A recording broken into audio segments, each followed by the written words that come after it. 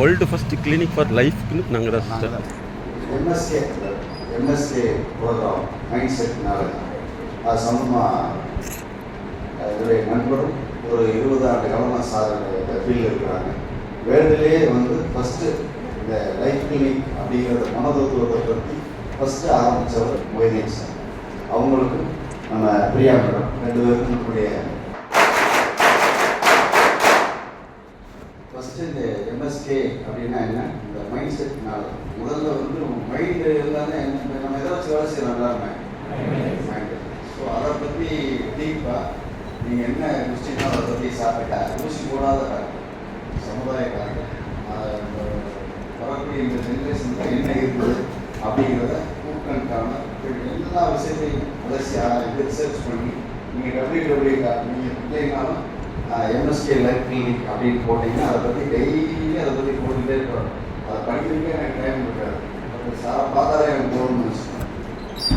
போகணும்னா எதுக்கு வரணும் அப்படிங்கிறது அந்த கிளாஸை பற்றியெல்லாம் டீட்டெயிலாக சார் எடுப்பாங்க, பிரியா மேடம் இருப்பாங்க. அவங்க ஊர் எடுத்து செய்து வச்சு இந்த பிபிடி பவர் பாயிண்ட் போட்டு இது வரைக்கும் வந்து எனக்கு நான் 2013 சார் வந்து திருப்பூரில் பார்த்தேன். அப்பயே அவருடைய ஸ்டேட்டஸிக் கணக்குறாரு வந்து ஒரு 10 லட்சம் குழந்தைகளை மோட்டிவேஷன் கிளாஸில் சந்திச்சிருக்காரு. அப்படின்னா இப்போ எவ்வளோ வந்திருப்பாரு, வருஷத்துக்கு இருந்த மாதிரி ஒரு 25 லட்சம் பேரை பார்த்துருக்காரு. அப்போ நீங்கள் எத்தனாவது ஆளும் பார்க்கணும். ஸோ இன்னைக்கு உள்ள ஜென்ரேஷனுக்கு என்ன வேணும், எது தேவை, நம்ம எதை தெரியாமல் மண்டையில் ஏற்றி வச்சுக்கிட்டு நம்ம என்ன வேலை செஞ்சுக்கிட்டோம் அப்படிங்கிறத பற்றி கொஞ்சம் கிளாஸ் நல்லா டீட்டெயிலாக போவோம். ஃப்ரீயாக சார் சொல்கிறதுக்கு மாதிரி அவருக்கு தகுந்த மாதிரி அக்காமடேட் பண்ணி கிளாஸ் கட்டணும். சரியா, இதுவே எங்களுக்கு நிறைவு செய்யுது. Thank you sir. எதிர்கால இந்தியாவை வளமுள்ள நாடாக மாற்ற வேண்டும் என்ற எண்ணத்தோடு வந்திருக்கும் சமூக மருத்துவராக உங்களை நாங்கள் பார்ப்பதில் சந்தோஷம் அடைகிறோம். நீங்கள் எல்லாம் ஒரு சமூக மருத்துவருங்கிறத ஏற்றுக்க முடியுதா? ஏன் அப்படின்னா நோய்ங்கிறது வைரஸ்னால் வரக்கூடிய நோய் வேற, வாழ்க்கையினால் வரக்கூடிய நோய் வேற. வாழ்க்கையினால் வரக்கூடிய நோயை வந்து தடுத்து பாதுகாக்க வேணுங்கிற ஒரு புனிதமான சேவையை செஞ்சிருக்கு. அதில் அந்த நோக்கத்தோடு இங்கே வந்திருக்கீங்க. உண்மையில் நாங்கள் உங்களை பாராட்டுகிறோம். நீங்களும் ஒரு சமூக நல மருத்துவர் தான் என்பதை மறந்துவிட வேண்டாம். உங்களுக்கு வந்து இந்த வேலைக்கு வர்றதுக்கு முன்னாடி உங்களை பற்றியான அபிப்பிராயம் எப்படி இருந்தது? ஃபேமிலியில் மற்றவங்க முன்னாடி உங்களை பற்றியான அபிப்பிராயம் எப்படி இருந்தது? ஃபேமிலி லெவலில் நீ அப்போவே வருவீன்னு தெரியும். ஆனால் நான் ஏன் தெரியுமா சொல்லலை, சொன்னால் நீ முன்னேற போயிருப்பா அப்படின்னு சொல்லியிருப்பாங்க. அப்படி தான் சொல்லியிருப்பாங்க இல்லையா? இப்போ உங்களுக்கு நிறைய பேருக்கு கல்யாணம் ஆயிடுச்சா? இல்லையா? Okay, very good. லீகலாக ஆகலை இல்லை, அப்படி தானே சொல்லணும். என்ன நீங்கள் சொல்கிறது இல்லையா? ஓகே, இப்போ கல்யாணத்துக்கு உங்களுக்கு பொண்ணு கொடுக்குற காம்படிஷன் சக்ஸஸ் ரெவியூ மாதிரி நிறைய பேர் வருவாங்களே ஜாதகத்தோட வருவாங்க. இப்போ நீங்கள் வெயிட்டு இல்லையா? உண்மையிலே வந்து இந்த துறை அப்படிங்கிறது வந்து சாதாரண ஒரு காவல்துறை என்பதை விட நீங்கள்லாம் ஒரு காவல் தெய்வங்களாக இந்த இடத்துக்கு வந்திருக்கீங்க. உங்களுடைய வாழ்க்கை வந்து சிறப்பாக வேண்டும் அப்படிங்கிற எண்ணத்தில் வந்து எங்களை மாதிரி உள்ளவங்களை உங்களுக்கு அறிமுகப்படுத்துறது என்ன தெரியுமா? நீங்களும் சிறப்பான ஆரோக்கியமுள்ள மனிதர்களாக வாழ்ந்தால் நீங்கள் பலர் பேர்த்த வாழ்க்கையை சிறப்பாக்க முடியும் அப்படிங்கிறது தான். சரிங்களா? ஓகே, இப்போ நான் உங்களுக்கு கேட்குற கேள்வி வந்து கரெக்டாக பதில் சொல்லணும். இப்போ எல்லாமே நீங்கள் படிச்சிருப்பீங்க இல்லையா? குறைஞ்சபட்சம் 10th வரைக்கும் படிச்சிருப்பீங்க. அதிக மார்க் வாங்கலை அப்படின்னு கேட்டால் என்ன பதில் சொல்வீங்க? படிக்கல இல்லையா? ஏன் படிக்கலன்னு கேட்டால் அதே படிக்கல இல்லையா? இந்த பதிலை வந்து இப்போ சார்ட்ட அதை பேசிட்டு இருந்தேன். இதே மாதிரி உங்கள் குழந்தைக்கு கேட்கு, நீங்கள் வந்து ஏன் படிக்கலீங்கடா, ஓ மை டேட் உன்னுடைய ப்ராக்ரஸ் நான் பார்த்தேன், அப்போ ஷாக் ஆகிட்டேன் இல்லையா? சொல்லாதா? ஓகே, ஸோ இனிமேல் வந்து நீங்கள் எதுக்காக வாழ்றீங்க இல்லையோ, இந்த வாழ்க்கைங்கிறது யூ சேஞ்ச் யுவர் டிஎன்ஏ. என்னது? டிஎன்ஏவை மாற்றணும். டிஎன்ஏவை மாற்றுறது தான் முக்கியமான விஷயம். அதுக்கு தான் படிப்பு. அந்த படிப்பை வந்து சரியாக பயன்படுத்தலைன்னா டிஎன்ஏ மாறவே மாறாது. ஓகேவா? நல்லா ஞாபகத்தில் வச்சுக்கணும். டிஎன்ஏ மாற்றுறது தான் முக்கியமான விஷயம். அதனால் வந்து படிப்புங்கிறதுக்கு சைக்கலாஜிக்கல் மீனிங் என்னன்னு தெரிஞ்சுங்க. Modification of behaviour. எஜுகேஷனுக்கு மீனிங் என்ன? Modification of behaviour. உங்களுடைய நடத்தை வந்து மாறலினா you are not educated, uneducated, illiterate. ஓகேவா? உங்கள் நடத்தையை மாற்ற வேண்டும். அப்படி மாற்றுனீங்கன்னா உங்களுடைய குழந்தைகளுடைய நடத்தை மாறும். சரியா? ஓகே. அதுக்கடுத்து இன்னும் இப்போ படிப்பு நீங்கள் சொல்லிட்டீங்க. உங்கள் பேரண்ட்ஸு அல்லது உங்களை வந்து யாராவது ஒருத்தர் வந்து நீங்கள் இந்த சம்பளங்கிற விஷயத்தை மனசுலேயே வச்சுக்கூடாது. ஏன்னா உங்களுடைய சேவைக்கு சம்பளம்ங்கிறது வந்து ஒரு வெகுமதி தானே தவிர உங்களுடைய உழைப்புக்கு ஈடுல எதுவே கிடையாது. அதனால அந்த எண்ணத்தை விட்டு போட்டு உங்களுடைய வாழ்க்கையில் முன்னேறாததுக்கு காரணம் உங்கள் பேரண்ட் என்ன சொல்லியிருப்பாங்க? அவங்களுடைய வாழ்க்கையில் முன்னேறாததுக்கு காரணம் என்ன சொல்லியிருப்பாங்க? படிக்கல இல்லையா? அவங்க படிக்கல. நம்ம படிக்க இருந்து படிக்க மாட்டேங்கிறோம். What is the difference? நமக்கு ஆப்பர்ச்சுனிட்டி இருக்குது, ஆனால் இல்லை. கரெக்டா? யாரையும் பயன்படுத்தி யார் பயன்படுத்த வேணாம்னு சொன்னா நாம தான் பயன்படுத்த. அப்ப நம்ம எங்க பயன்பட்டு இருக்கோம்? எங்க பயன்பட்டு இருக்கோம்? சோசியல் மீடியாவில். அப்ப நீங்க எல்லாம் வந்து உண்மையிலே வந்து மீடியாவை டெவலப் பண்றதுக்காக பிறந்த ஜென்ரேஷன் தான். மேடம் கரெக்டாக சொல்லிட்டாங்க. மீடியா வந்து அது ஒரு மிகப்பெரிய விஷயம். அதில் வந்து டெவலப் ஆக அது உங்களுக்கு பலன் கிடைக்காது, அடுத்தவங்களுக்கு தான் பலன். இப்போ நான் உங்கள்கிட்ட என்ன சொல்கிறேன்னு சொன்னால், நல்ல ஞாபகத்தில் வச்சுங்க. உங்களுடைய வாழ்க்கையை வந்து எப்போவாது அளந்து பார்த்துருக்கீங்களா? உங்கள் பிளட் டெஸ்ட் தெரியுமா? உங்களுக்கு தெரியுமா? மேடம் சொல்லிட்டாங்க. தெரியுமில்ல எல்லாத்துக்கும்? உங்கள் மைண்ட் டெஸ்ட் பண்ணியிருக்கீங்களா? உங்கள் வாழ்க்கையை யாராவது அளந்து பார்த்துருக்கீங்களா? இது வரைக்கும் சொல்லித்தரவே இல்லை. எனக்கு சொல்லித்தரல. எனக்கு சொல்லித்தரல, உங்களுக்கு சொல்லி. எனக்கு உங்களுக்கு சொல்லிக் கொடுத்த வாத்தியார் தான் எனக்கு சொல்லி கொடுத்தாரு. சரியா? வாழ்க்கையை வந்து 4 வகையில் அளந்து பார்க்கலாம். உங்கள் வாழ்க்கையை வந்து 4 வகையில் அளந்து பார்க்கலாம். ஃபஸ்ட்டு நீங்கள் தெரிஞ்சுக்கணும். இதை ஃபஸ்ட்டு நாங்கள் தான் கண்டுபிடிச்சோம். ஃபஸ்ட்டு வந்து உங்களுடைய எஜுகேஷனில் இம்ப்ரூவ்மெண்ட் இருக்குதா? நீங்கள் நோட் எடுத்துக்கலாம். இதுக்கு பேர் எம்எஸ்கே ப்ரோக்ராம். இந்த ப்ரோக்ராம் பேர் என்ன? MSK program. இதை பேசிக்கலி தெரிஞ்சுட்டிங்கன்னா போதும். ஃபஸ்ட்டு வந்து உங்களுடைய எஜுகேஷனில் வந்து இம்ப்ரூவ்மெண்ட் இருக்குதா? உங்களுடைய வாழ்க்கையை அளக்கிறது 4 வகையில் அளக்கலாம். ஃபஸ்ட்டு உங்களுடைய எஜுகேஷன் இம்ப்ரூவ்மெண்ட் இருக்குதா? செகண்ட் கேள்வி, உங்களுடைய பொருளாதாரத்தில் வந்து இம்ப்ரூவ்மெண்ட் இருக்குதா? நீங்கள் வந்து இதுக்கு முன்னாடி தான் சொல்லணுமே தவிர இதுக்கு பின்னாடி பொருளாதாரத்தை பேசக்கூடாது. பொருளாதாரத்தில் இம்ப்ரூவ்மெண்ட் இருக்குதா? அதுக்கடுத்து சமூகத்தில் உங்களுக்குன்னு தனி அந்தஸ்து இருக்குதா? சமூகத்தில் உங்களுக்குன்னு தனி அந்தஸ்து இருக்குதா? அதுக்கடுத்து உங்களுடைய உடல் ஆரோக்கியம் அல்ல, உளவியல் ஆரோக்கியம் இருக்குதா? உளவியல் ஆரோக்கியம்னா உங்களை யாராவது வந்து திட்டா, காரணமே இல்லாமல் திட்டா அல்லது காரணத்தோடு திட்டா, நீங்க வந்து காரணம் இல்லாமல் திட்டாங்க தெரியலன்னு விட்டுறீங்களா? இல்ல காரணத்தோடு திட்டாங்க நம்ம தெரிஞ்சுக்கணும்னு நினைக்கிறீங்களா? என்ன சொல்வீங்க? காரணத்தோட திட்டனா நம்ம மாத்திக்கணும் அப்படின்னு நினைச்சிட்டோமா? அல்லது காரணம் இல்லாமல் திட்டா இனிமேல் வந்து அவங்க தெரியல அப்படின்னு சொல்லி விட்டுருவோமா? இல்லவே இல்லை இல்லையா? ஸோ இதுதான் உளவியல் ஆரோக்கியம். உளவியல் ஆரோக்கியம் என்ன?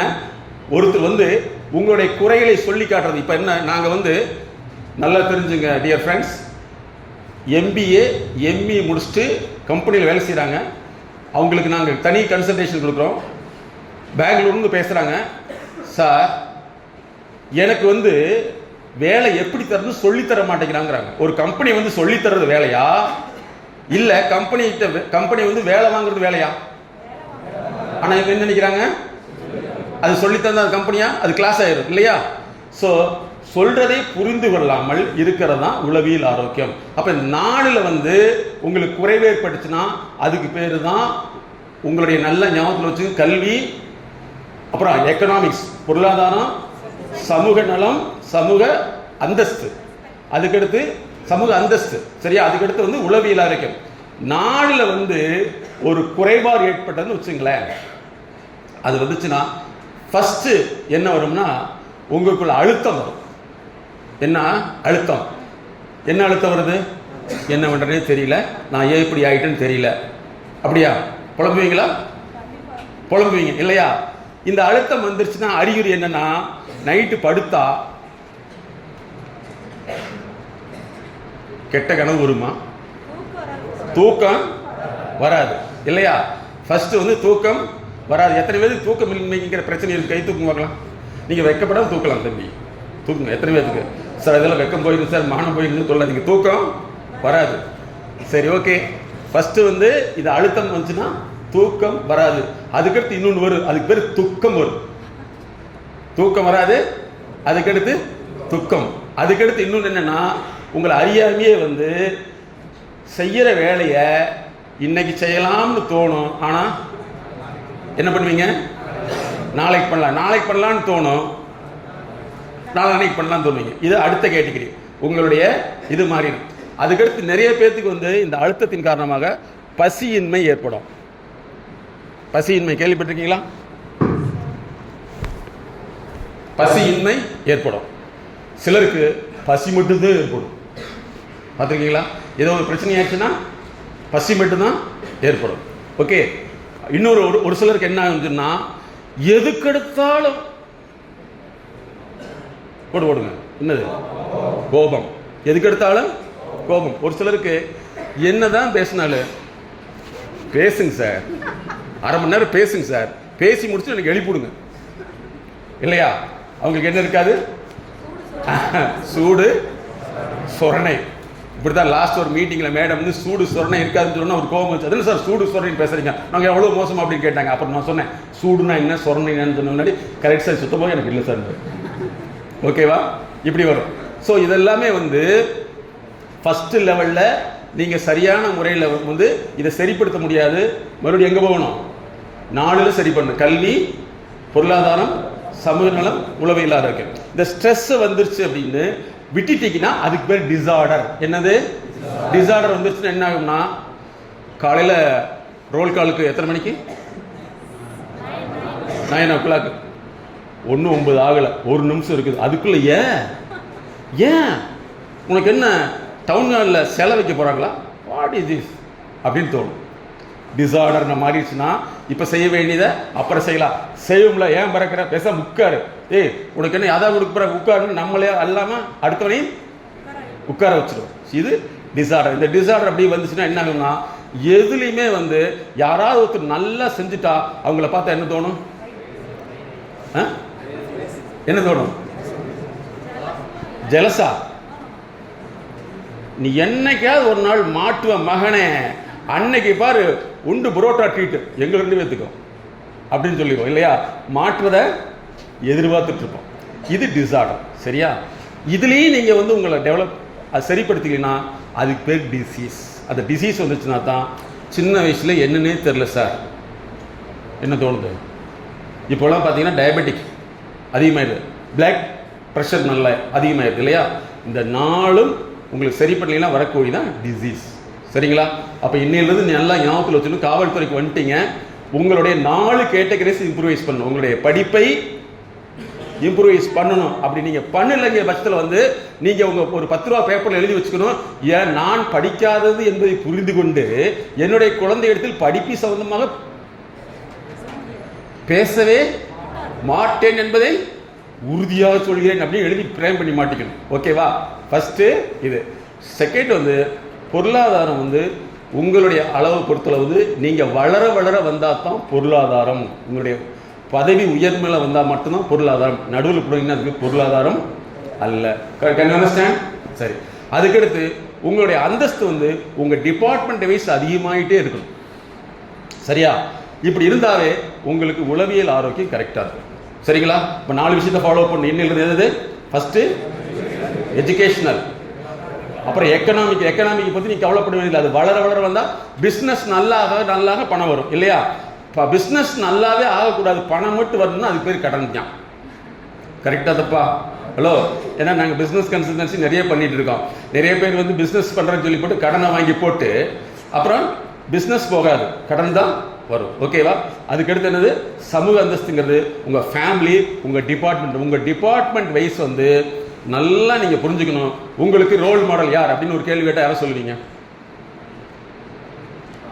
What is this? யார் உங்களுக்கு ரோல் மாடல்?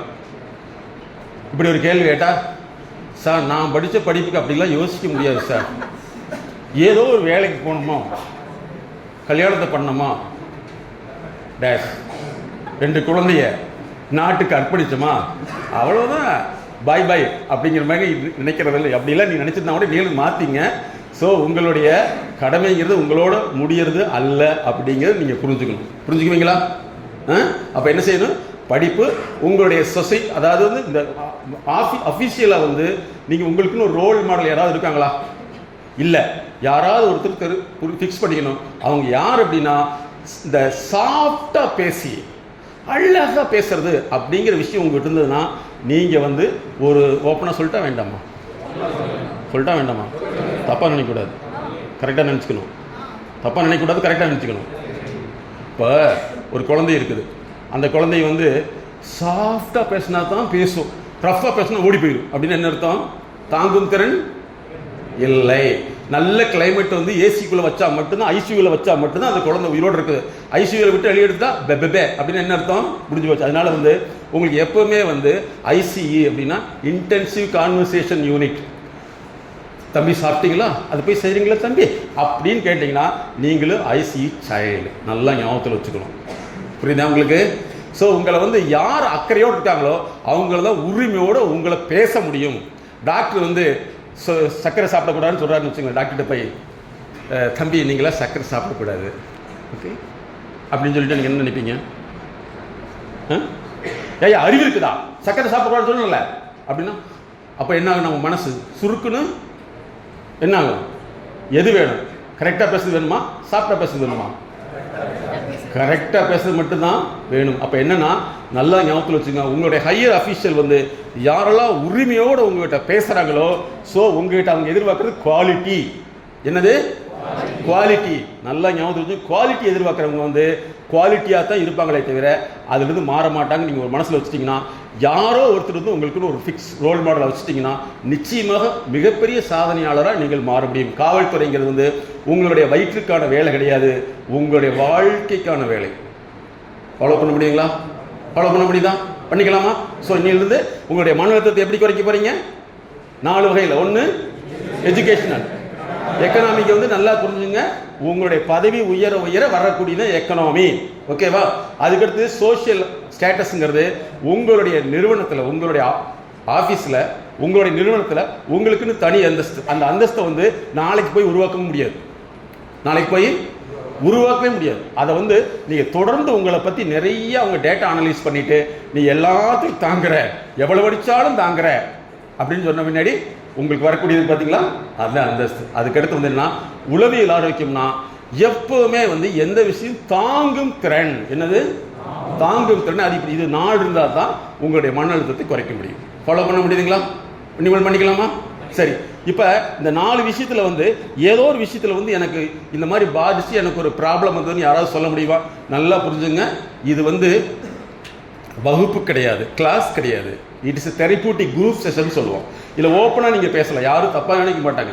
சார் வந்து பார்த்தீங்கன்னா உங்கள் மேலே அதிக அக்கறை உள்ள அதே மாதிரி மேடத்துக்கு நாங்கள் பேசிகிட்டு இருந்தோம். அத்தனை பேருமே உங்களை வந்து எப்படின்னா ஒரு தாய்த்தன்மையோடு பார்க்குறாங்க. ஆண்கிறது பெண்கிறது தன்மை, தாய்த்தன்மை தான். அந்த மாதிரி தாய்த்தன்மையோட சார் பார்க்குறாங்க, அதே மாதிரி மேடம் பார்க்குறாங்க. நீங்கள் ஓப்பனாக பேசலாம். சார் இந்த மாதிரி இருந்ததுனால எனக்கு ஒரு ஃபெயிலியர் ஆச்சு அல்லது நான் மிஸ் பண்ணிட்டேன்னு யாராவது சொல்லுங்க பார்க்கலாம். யாராவது சொல்ல முடியுமா? ஏதோ ஒன்று ஏதோ ஓப்பனாக சொல்லலாம். சார் இந்த 4 விஷயத்தில் வந்து மிஸ் ஆகிட்டேன், எஜுகேஷன் எனக்கு இந்த ப்ராப்ளத்தினால தான் போச்சு, அல்லது எனக்குன்னு ஒரு சமூகத்தில் ஒரு அந்தஸ்து நான் உருவாக்க முடியல, அல்லது வந்து என்னுடைய ஃபேமிலியோடைய சுச்சுவேஷன் நான் புரிஞ்சிக்க முடியல அப்படின்னு ஏதாவது இருக்கா? யாராவது சொல்லலாமா? ஏன்னா பாருங்கள், இது ஒரு டெஸ்ட். இப்போ எழுதிக்கிங்க. நீங்கள் வாழ்க்கையில் நான் எப்போவுமே நல்லா ஞாபகத்தில் வச்சு சார், நாங்கள் எப்படி பார்க்குறோம்னா உன்னுடைய பிளட் சாம்பிளை எடுத்து அதை வந்து டிஎன்ஏ ஸ்டடி பண்ணிவிட்டு உன்னுடைய குழந்தையை எடுத்து பார்த்தோம்னா அந்த டிஎன்ஏ மேட்ச் ஆகும் இல்லையா? ரெண்டாவதப்பா, இது வரைக்கும் பல லட்சக்கணக்கான மனிதர்களை பார்த்துருக்கோம். டாப் மேனேஜ்மெண்ட் உள்ளவங்க வரைக்கும் டெவலப்மெண்ட் கொடுத்துருக்கோம். பெரும்பாலும் இப்போ நான் கேட்ட கேள்விக்கு பதில் சொல்ல தெரியாதவங்க தான் உட்கார்ந்துருக்காங்க. ஆனால் அவங்க என்ன எதிர்பார்க்கணும், என்னுடைய குழந்தை பிரில்லியண்ட்டாக வரும்னு நினைக்கிறாங்க. இப்போ நான் உங்கள்கிட்ட ஒரு கேள்வி கேட்டேன், உங்களை ஏன் முன்னாடி கொண்டு வர முடியல? சார் எனக்கு இது ப்ராப்ளமே இல்லை, அல்லது ப்ராப்ளம் இருந்தது இல்லை அதனால நான் இவ்வளோ முன்னேறிட்டுன்னு சொல்லலாம், இருந்தது இவ்வளோ தான் பின்னடைஞ்சிட்டேன் அப்படின்னு சொல்லலாம். ஆனால் ரெண்டுக்குமே அமைதியாக இருக்கோம்னா நம்மை உயர்த்தக்கூடிய தன்மை நம்மகிட்ட இருக்குதா இல்லையா? சொல்லுங்க. இல்லை, இருக்கவே பாருங்க. நீங்கள் 1000 போனாலும் சரி, சினிமாவில் நடிக்கணும்னா அது நடு ரோட்டில் நடிச்சு காமிச்சா தான் உங்களுக்கு. இல்லை சார் எனக்கு எல்லா திறமையும் இருக்குன்னா உனக்கு தேவையில்லை, வச்சுக்கோ. உன்னுடைய கனவு வேறு, நினைவு வேறு, செயல் வேறு அப்படின்னு சொல்லுவோம். ஸோ இப்போ நான் வந்து ஒரு கேள்வி கேட்டேன், உங்களால் பதில் சொல்லாததுக்கு என்ன காரணம் எழுதுங்க பார்க்கலாம். ஒரு 5 காரணம் எழுதுங்க, டக்குன்னு எழுதுங்க, உங்களுக்கு சீக்கிரம். சார் இன்னும் நல்லா தெரிஞ்சுங்க, டைகிராஃபியான்னு ஒரு டிசார்டர் இருக்குன்னா உங்களால் எழுத முடியாது. டைகிராஃபியா டிசார்டர் இருக்குன்னா உங்களுக்கு எழுதுறதுக்கு பிடிக்காது. நல்லா நீங்கள் புரிஞ்சுக்கணும். அடுத்த ஒரு விஷயம் இன்னொன்று, டைஃப்ரேசியா. சார் எனக்கு எல்லாமே தெரியும், சொல்ல முடியல. அப்போ இதெல்லாம் நீங்கள் என்ன செய்யணும், அதிலிருந்து வெளியில் வரக்குண்டான தெரப்பியூட்டிக் கன்சல்டேஷன் எடுத்து வெளியில் வரணும். இப்போ நான் கேட்ட கேள்விக்கு உங்களால் ஏன் வர முடியல, ஒரு 5 பாயிண்ட் குயிக்காக எழுதி பார்க்கலாம். இதே பாயிண்ட் நாளைக்கு உங்களுடைய குழந்தைகள் சொன்னால் நீங்கள் ஏற்றுக்கொள்ளணும். ஏன்னா எந்த பிரச்சனை நம்ம குழந்தைக்கு இருக்கக்கூடாதுன்னு நினைக்கிறோமோ அதே பிரச்சனை நம்மகிட்ட இருக்குது. சரிங்களா? சொல்லுங்க பார்க்கலாம். ஏதோ 5 பாயிண்ட் எழுதுங்க, 2 பேர் சொல்லுங்க பார்க்கலாம். குயிக் 5 பாயிண்ட் பாருங்க. எழுதிட்டீங்களா? யாராவது சொல்ல முடியுமா? இப்போ அடுத்த ஒரு விஷயம் என்னன்னா, இதுதான் பப்ளிக் ஸ்பீக்கிங் அல்லது பொதுமக்கள் தொடர்பு. இந்த விஷயம் நமக்கு லேக் ஆகுது. நீங்கள் ரூமில் உட்காந்து கிளாஸில் உட்காந்து கொஞ்சம் பேசிக்கிறது யார் வேணாலும் பேசலாம். ஆனால் 4 பேருக்கு முன்னாடி நம்மளால் பேச முடிய மாட்டேங்குது. அப்போ முடிய மாட்டேங்கிறது ஒரு திறன் குறைபாடா, இல்லை இந்த திறன் குறைபாடை அப்படியே நம்ம வச்சுக்கணுமா? அந்த திறன் குறைபாடை அதை என்ன செய்யணும், வெளியில் எடுக்கணும் இல்லையா? இப்போ நான் உங்ககிட்ட கேட்குறேன், சொல்லுங்கள் ஏன் சொல்ல முடியலன்னு ஒரு பாயிண்ட் எழுதிட்டீங்களா? அதுக்கப்புறம் தான் வெளியில் வர முடியாதுன்னு பாருங்கள். ஏன்னா உங்களால் சரியாக பேச முடியலன்னு சொன்னால், நீங்கள் பேச முடியலன்னு சொன்னால் எனக்கு உள்ள கருத்துக்களை வார்த்தைப்படுத்த முடியல, உள்ள கருத்துக்களை வார்த்தைப்படுத்த முடியவில்லை. வார்த்தைப்படுத்ததை வெளியே சொல்ல முடியலன்னா எத்தனை ஸ்டேஜஸ் இருக்கு. இந்த ஸ்டேஜுக்கு உண்டான வேலையை நீங்கள் செஞ்சால் மட்டுமே நீங்கள் இந்த காவல்துறைக்கு உள்ளே வந்திருக்கீங்க, வெளியில் ஓயல் மிகப்பெரிய அதிகாரியாக மாற முடியும். அந்த வாய்ப்பு இல்லைன்னு நினச்சிங்கன்னா உங்களுக்கு அவநம்பிக்கை அல்லது நீங்கள் முயற்சி பண்ணுறதுக்கு தயாராக இல்லைன்னு அர்த்தம். வாய்ப்பு இருக்குன்னு நினச்சிங்கன்னா இன்னைக்கு இந்த 4 காம்பனண்ட் அதிகப்படுத்துறீன்னு அர்த்தம். மாற்றிக்கலாமா? சொல்லுங்க மகளா, என்ன காரணம்? டக்குனு சொல்லலாம், யாரும் சொல்லலாம். வெக்கப்படவே கூடாது. ஏன்னா வெக்கப்படுறது என்னைக்குமே நல்லா தெரிஞ்சுங்க, அது நம்மளை நாமளே ஒரே இடத்துல வச்சுக்க விரும்புகிறோம்னு அர்த்தம். ஏன்னா எங்களுக்கு தெரியும், எவ்வளோ தூரம் நம்ம பேசினாலும் காதில் கேட்டுக்கிட்டே இருப்போம், ஆனால் நம்ம மனசுக்குள்ள ஒரு டிஜிட்டல் மியூசிக் ஓடிட்டு இருக்கும். ஓடிட்டு இருக்குதா? Very good. இன்னும் முன்னேற்றம். நாங்கள் அப்படித்தான் என்ன பண்ணோம்னா, நல்லா கேட்டுங்க. நான் டாட்டா இருக்கார்ல, ரத்ன டாட்டா, அவருடைய பிஏ என்ன ஒரு ப்ரோக்ராம் கூப்பிட்டு போனார். போயிட்டு சீஃப் நல்லா புரிஞ்சுங்க, அது டாட்டாவுடைய எத்தனை குரோர்னு தெரியும். அந்த பர்சனல் மேனேஜரை எங்களை கூட்டிகிட்டு போயிருந்தார். அப்போ நான் ஒரு கேள்வி கேட்டேன், சாரை நீங்கள் பார்த்துருக்கீங்கன்னு சொல்லி. பார்த்துருக்கேன் அப்படின்னாரு. நல்லா புரிஞ்சுங்க, ஏழைகளுடைய மனநிலைக்கும் பணக்காரருடைய மனநிலைக்கும் அறிவு நிலை தான் மாற்றம். என்னது? அறிவு நிலை தான் மாற்றம். சரியா? அவங்ககிட்ட கேட்டேன், நீங்கள் இந்த மாதிரி போயிருக்கீங்களா, அவரை பார்த்துருக்கீங்களான்னு கேட்டேன். ஓ பார்த்துருக்கேன். அவங்ககிட்ட என்ன கேள்வி ஏதாவது கேட்டீங்களான்னு கேட்டேன். கேட்டிருக்கேன் சார்னார். புரியுதா? அப்போ என்ன கேள்வி கேட்டுன்னு கேட்டேன். ஏன் சார், நம்ம எல்லா நாட்டிலையும் கனரக வாகனங்கள், ஹெவி வெஹிக்கிள்ஸ் நம்ம தான் தயார் பண்ணுறோம். இத்தனை மெட்டல் இண்டஸ்ட்ரி இருக்குது, இவ்வளோலாம் இருக்குது, இதுக்கு மேலே நமக்கு சொத்து தேவையா சார் அப்படின்னு நான் ஒரு கேள்வி கேட்டேன். யார்? அதனுடைய முக்கியமான பொறுப்பில் இருக்கிற மேனேஜர். சரியா? அவர் ஒன்றுமே சொல்லலையா. வெயிட் அ மினிட் அப்படின்னு சொல்லிட்டு ஒரு பெல் அடித்து இந்த உலக மேப்பை கொண்டு வந்துட்டாரான். கீழே போட்டு நான் எங்கே இருக்கேன்னு சொல்லுன்னாரான். ஹலோ, நான் எங்கே இருக்கேன் சொல்லுனாரா. ஒரு ஊசி அளவு என்ன இடத்த காமிக்க முடியுமா கேட்டு சொன்னாரா.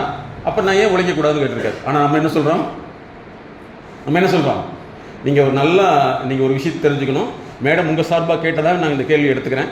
நிறைய பேர் தனக்கு இருக்கிறது போதும் அப்படிங்கிறது புண் செய்யும் மனம் அல்ல, அது பலகீனமாக நம்ம அடுத்த லெவலுக்கு வரணும், வளர்ச்சியில் வரணுங்கிறத நீங்கள் புரிஞ்சுக்கணும். ஓகேவா?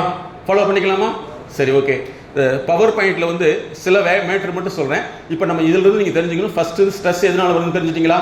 இதில் படிப்பில் குறைபாடு, சமூக அந்தஸ்தில் குறைபாடு, பொருளாதாரத்தில், அதாவது பொருளாதாரத்தை மட்டும் நேரடியாக பார்க்குறோம். நேரடியாக பொருளாதாரத்தை பார்க்கக்கூடாது. நம்மளுடைய வளர்ச்சியின் மூலமாக பொருளாதாரம் வரணும். நேரடியாக பொருளாதாரத்தை பார்க்கறதுக்கு ஒரு உதாரணம் சொல்லுங்க பார்க்கலாம். வெரி குட், கரெக்டாக சொல்லிட்டேங்க. மேடத்துக்கு ஒரு கை கிளாப் பண்ணுங்க. வெரி குட், அருமையா, வெரி குட். நேரடியாக பார்த்தா பின்னெடுத்தான் போகணும் இல்லையா? வெரி குட், அருமை. எப்படி? Very good. பாருங்க, நாங்கள் இருக்கிறதே அவங்க கூட தான். என்ன சார், வாட் இஸ் திஸ்? அதான் என்ன ஜீப்பில் கூட்டுறோம் கேட்டேன், எப்படி கண்டுபிடிச்சிங்க சார்? என்ன சார் இப்படி கேட்குறீங்க? எங்கள் தொழிலே இருந்தால் சார், எங்கே இருந்தாலும் கண்டுபிடிச்சிடும் அப்படின்னாங்க. அந்த மாதிரி கரெக்ட் இல்லையா? ஸோ நேரடியாக பார்த்தோம்னா தவறாயிரும். ஓகேவா? அதனால் என்ன செய்யணும்? இப்படி தான் எங்கள் ப்ரொஃபஸர் கேட்டார், ஒரு கேள்வி கேட்டார். எப்போ அந்த உனக்கு ஒரு உலக அழகான ஒரு பெண் இருக்குது, அந்த பொண்ணை நீங்கள் கல்யாணம் பண்ண என்ன செய்யணும் அப்படின்னாரு. என்ன சார் செய்யணும்? பொண்ணுக்கு வைக்கணும் அப்படின்னேன்.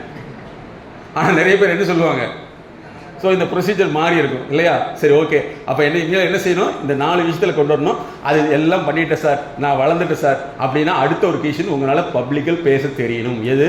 தன்னுடைய கருத்துக்களை அடுத்தவங்க முன்னாடி வந்து காயப்படாமல் பேச தெரியணும். அந்த திறமை ஏன் வரலைன்னு ஒரு என்னைக்காவது கேள்வி கேட்டிருக்கேன் உங்களையா? கேள்வி கேட்டது இல்லையா? ஆனால் நீங்கள் ரூமில் உட்காந்து பாருங்க, என்னென்ன பேசுறீங்க, வாயான வாய் இல்லையா? அப்படி இன்னும் ஒரு சிலருக்கு வந்து பாவங்க, அவங்க பேசவே தெரியாதுங்க. சாப்பிட்டியா, போலாமா, ஏன் இப்படி பேசுற, என்ன பண்ணி, ஆமாம் என்ன பண்ணி தொலைகிறது சார், ஏன் நிலைமை கிடைச்சா நீங்கள் அழுதுருவீங்க சார். அப்போ சொல்லாத, இல்லை சார் நீங்கள் சொல்கிறேன் கேட்டுங்க, அட வேண்டாம் விட, இல்லை சார் சொல்கிறேன் கேட்டுங்க. எப்பவுமே சொல்லவும் முடியறது இல்லை, சொல்லாமல் இருக்குது இல்லை. சிலருக்கு எப்போ பார்த்தாலும் சரிங்க என்னன்னே தெரியாது, நேரம் நிலவும் நிற்கிறேன் சார், அப்படியே ஒரு சோகமாகவே இருக்கிறது. சரியா? இதெல்லாம் இருந்ததுன்னா நல்லா தெரிஞ்சுங்க, நம்ம உடல் ஆரோக்கியம் கெடல, உளவியல் ஆரோக்கியம் கெட்டு கெட்டு கெட்டு குட்டி செவரா அப்படின்னு அர்த்தம். இனிமேல் நீ மாற்றிக்கலாமா? மாற்றிக்கலாமல்லவா? சரி, இப்போ பப்ளிக் ஸ்பீக்கிங்கில் முதல்ல வந்துடணும். ஒரு 2 பேருக்கு வாங்க பார்க்கலாம். மறுபடியும் 2 பேர் வாங்க, நீங்கள் அவங்களே வரணும். 2 பேர் மட்டும் வாங்க, வாங்க 2 பேர் மட்டும் வாங்க. சரி, ஓகே. சரி, பக்கத்தில் சார் நீங்கள் வாங்க சார். இது ஒரு ப்ராக்டிக்கலாக வச்சுக்கலாமா இல்லை? ஆமாம், அதான் நல்லா இருக்கும் இல்லையா? ஈஸியாக இருக்குது. வாங்க சார், வாங்க சார், இங்கே வாங்க சார், இங்கே வாங்க சார். இப்போ நீங்களாம் வரக்கூடாதுன்னு அவரில் ஏதாவது சொன்னாரா சார்? நீங்கள் அவராக வந்துட்டார், நீங்கள் ஏன் வந்தீங்க? எது என்ன காரணம் சொல்லுங்க பார்க்கலாம். நீங்கள் கூப்பிட்டோன்னா ஒபீடியன்ஸ், டிபார்ட்மெண்ட்டில் ஒபீடியன்ஸுக்கு முக்கியங்கிறதை காமிச்சார் இல்லையா? Very good. இல்லை, இதை வர்றதுக்கு முன்னாடி என்ன தோணுச்சு? இப்போ 2 பேரும் வாங்கினோன்னா டக்குன்னு வந்துட்டீங்கல்ல, உங்களுக்கு என்ன, உனக்கு பேசிக்காக என்ன விஷயம் தோணுச்சு?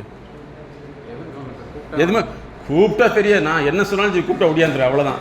Very good sir. நீங்கள் உங்களுக்கு என்ன தோணுச்சு? கூப்பிட்டா வரணும், டிசிப்ளின்.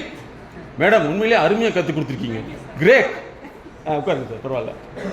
ஸோ டிசிப்ளின் ரொம்ப நல்ல விஷயம் தான். பட் இருந்தாலும் அதுக்கு டிசிப்ளின், அதுக்கு அடுத்து என்னென்னா டிட்டர்மினேஷன். நீங்கள் வந்து முடிவாக இருக்கீங்க, எந்த விஷயமா இருந்தாலும் நம்ம சமாளிச்சுக்கலாம்னு சொல்லிட்டு. புரியுதா உங்களுக்கு? என்ன மிஸ்? டிட்டர்மினேஷன் இருக்குது. அந்த டிட்டர்மினேஷன் இனிமேல் நீங்கள் உருவாக்கணும். என்னது? டிட்டர்மினேஷனை நீங்கள் உருவாக்கணும். இன்னொன்று நல்லா புரிஞ்சுங்க. இப்போ நாங்கள் சார்ட்ட முன்னாடி பேசிகிட்டு இருந்தோம், இது முக்கியமான ஒரு பாயிண்ட்டு.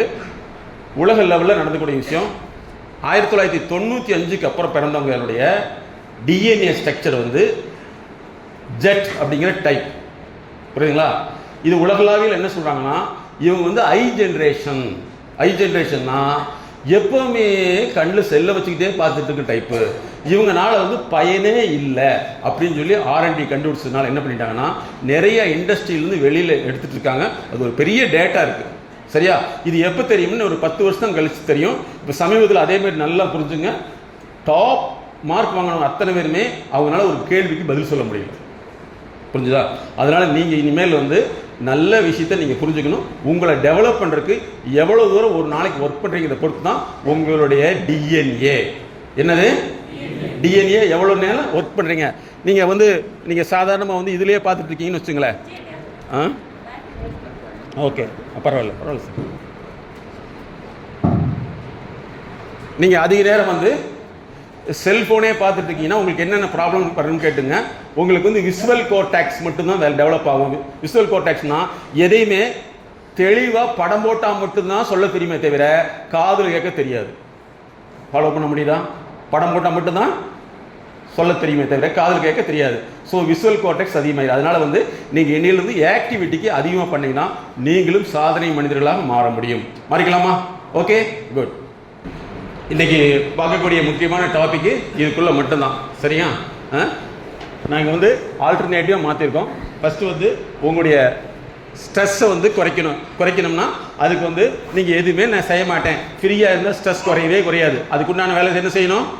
இந்த 4 விஷயத்தை மாற்றணும். புரியுதா? உங்களுடைய எஜுகேஷனில் அப்டேட் பண்ணிக்கணும். அதுக்கடுத்து எக்கனாமிக்கல் ஸ்டேட்டஸை வந்து சர்வீஸ் மூலமாக அதிகப்படுத்திக்கணும். அதுக்கடுத்து உங்களுடைய சமூகத்தில் உங்களுடைய சொசைட்டின்னு சொல்லக்கூடிய உங்கள் டிபார்ட்மெண்ட்டில் உங்களுக்கு ஒரு அந்தஸ்தை கிரியேட் பண்ணணும். அதுக்கடுத்து வந்து பார்த்தீங்கன்னா உங்களுடைய சைக்கலாஜிக்கல் ஹெல்த்னு சொல்லக்கூடியதை அதிகப்படுத்தணும். சரிங்களா? இதுதான் நம்ம பார்க்கக்கூடியது.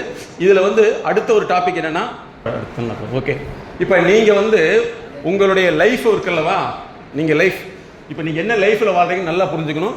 ஹியூமன் இன்டெலிஜென்சியில் வந்து ஃபஸ்ட்டு வந்து லைஃப் 1.0 சரியா. செகண்ட் வந்து கல்ச்சர் லைஃப். இப்போ நீங்கள் இருக்கிறது உங்களுடைய வெர்ஷன் என்ன தெரியுமா? டெக்னாலஜிக்கல் வெர்ஷன் என்னது? 3.0. சரி, நீங்கள் இருக்கிற உங்களுடைய வெர்ஷன் என்ன? 3.0. இந்த 3.0 நீங்கள் எதை தான் ஃபேஸ் பண்ண வேண்டியிருக்குன்னா நல்லா புரிஞ்சுங்க. ஒரு மனிதனுடைய நுண்ணறிவு வந்து 150 160. இப்போ வந்து ஏஐ வந்துருச்சு, அதனுடைய அறிவு வந்து 150. இன்னொரு 2 வருஷத்துக்குள்ள அது 1500 மாறப்போகுது. எவ்வளவா போகுது? 1500 போகுது. அடுத்து வந்து ஒரு மிகப்பெரிய டெக்னாலஜிக்கல் ப்ராப்ளம் வரப்போகுது. அப்போ ஹியூமன் இன்டெலிஜென்ஸ் இல்லாத அத்தனை பேரும் ஃபெயிலியர் ஆயிடுவாங்க. அதனால் நீங்கள் என்ன செய்யணும்னா உங்களுடைய நுண்ணறிவை அதிகப்படுத்திக்கணும். அதிகப்படுத்துறதுக்கு இன்னையிலிருந்து நீங்கள் முயற்சி பண்ணணும். அடுத்தது பாருங்க, இதுதான் உங்களுக்கு சொன்னது. கீழே பார்த்தீங்களா கான்ஸ்ட் ஆஃப் ஸ்டேஜ். நீங்கள் வந்து 1995 பிறந்தீங்க அப்படின்னா உங்களுடைய ஜென் ஜெட்டுங்கிற டைப். ஓகே, அதுக்கு பின்னாடி வந்து ஆல்ஃபா, அதுக்கு இப்போ 25க்கு பின்னாடி வரக்கூடியதுலாம் பீட்டா. இப்போ உங்களுடைய பீரியட் என்னன்னா உங்களுடைய முழு திறமையை நீங்கள் அதிகப்படுத்த வேண்டிய அவசியம் இருக்குது.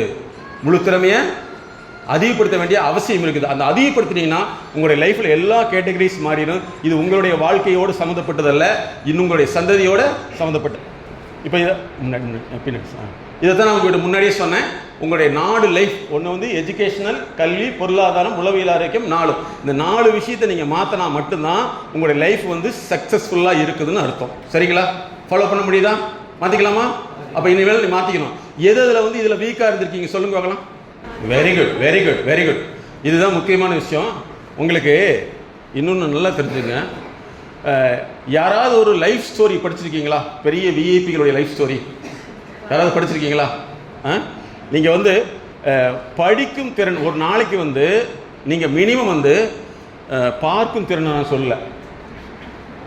பார்க்கும் திறனை தெரியுமா? செல்போன் சொல்லவே இல்லை. படிக்கும் திறன் குறைஞ்சபட்சம் வந்து ஒரு நாளைக்கு ஒரு 100 பேஜ் படிங்க. அது படித்தா மட்டும் பத்தாது. மென்டாரிங் சொல்கிறோம் சார், என்ன வந்து நீங்கள் டெவலப் பண்ணுங்க சார் அப்படின்னு சொல்லி நீங்கள் மென்டாரிங் ப்ராசஸ் போகாதுங்க அத்தனை பேருமே ஃபெயிலியர்.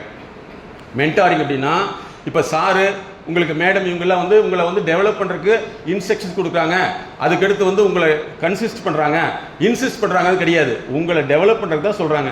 ஸோ மென்டாரிங் அப்படிங்கிற ஒரு ப்ராசஸ் உங்களுக்கு இருந்தால் மட்டும்தான் உங்களுடைய டிஎன்ஏ மாறும். இல்லைன்னா இதே டிஎன்ஏ தான் கண்டினியூ ஆகிட்டு இருக்கும். ஃபாலோ பண்ண முடியுதா? சரி, இதோட இன்னொரு விஷயம் முக்கியமாக சொல்கிறேன். உங்கள் ஃபேமிலி சைடு வந்து இந்த முக்கியமான விஷயம் என்னென்னா இந்த உளவியல் ஆரோக்கியத்தில் வந்து ஃபேமிலி ஃபிட்னஸ் முக்கியமாக தெரிஞ்சுக்கணும். உங்கள் குடும்பத்தில் வந்து உங்களை எல்லாமே சந்தோஷமாக ஏற்றுக்கிட்டாங்களா? நீங்கள் அமைதியாக இருக்க பார்த்தா ஏதோ உள்குத்து இருக்குன்னு எனக்கு தெரியுது. ஏற்றுக்கிட்டாங்களா? இத்தனை வருஷமாக வேலைக்கு போகாமல் இன்னைக்கு போய் வந்து இனிமேல் என்ன காலம் நான் காரு வாங்கி பங்களா வாங்கி அப்படின்னு சொல்கிறவங்களா இருந்தாலும் இருக்கலாம். ஒன்று இன்னொன்று ஃபேமிலியை பொறுத்தல வந்து நல்லா புரிஞ்சுங்க. நம்ம இவ்வளோ படித்தே நமக்கு இந்த விஷயம் தெரியாது இருக்குது. அவங்களுக்கு இந்த விஷயம் தெரியுமா? தெரியவே தெரியாது. அதனால் அவங்க சைடு கூடிய ப்ரெஷரை வந்து நீங்கள் அப்படியே உள்வாங்கி டியூட்டியில் கொண்டு வந்து விடக்கூடிய டைப் இருக்குது அவங்களுக்கு.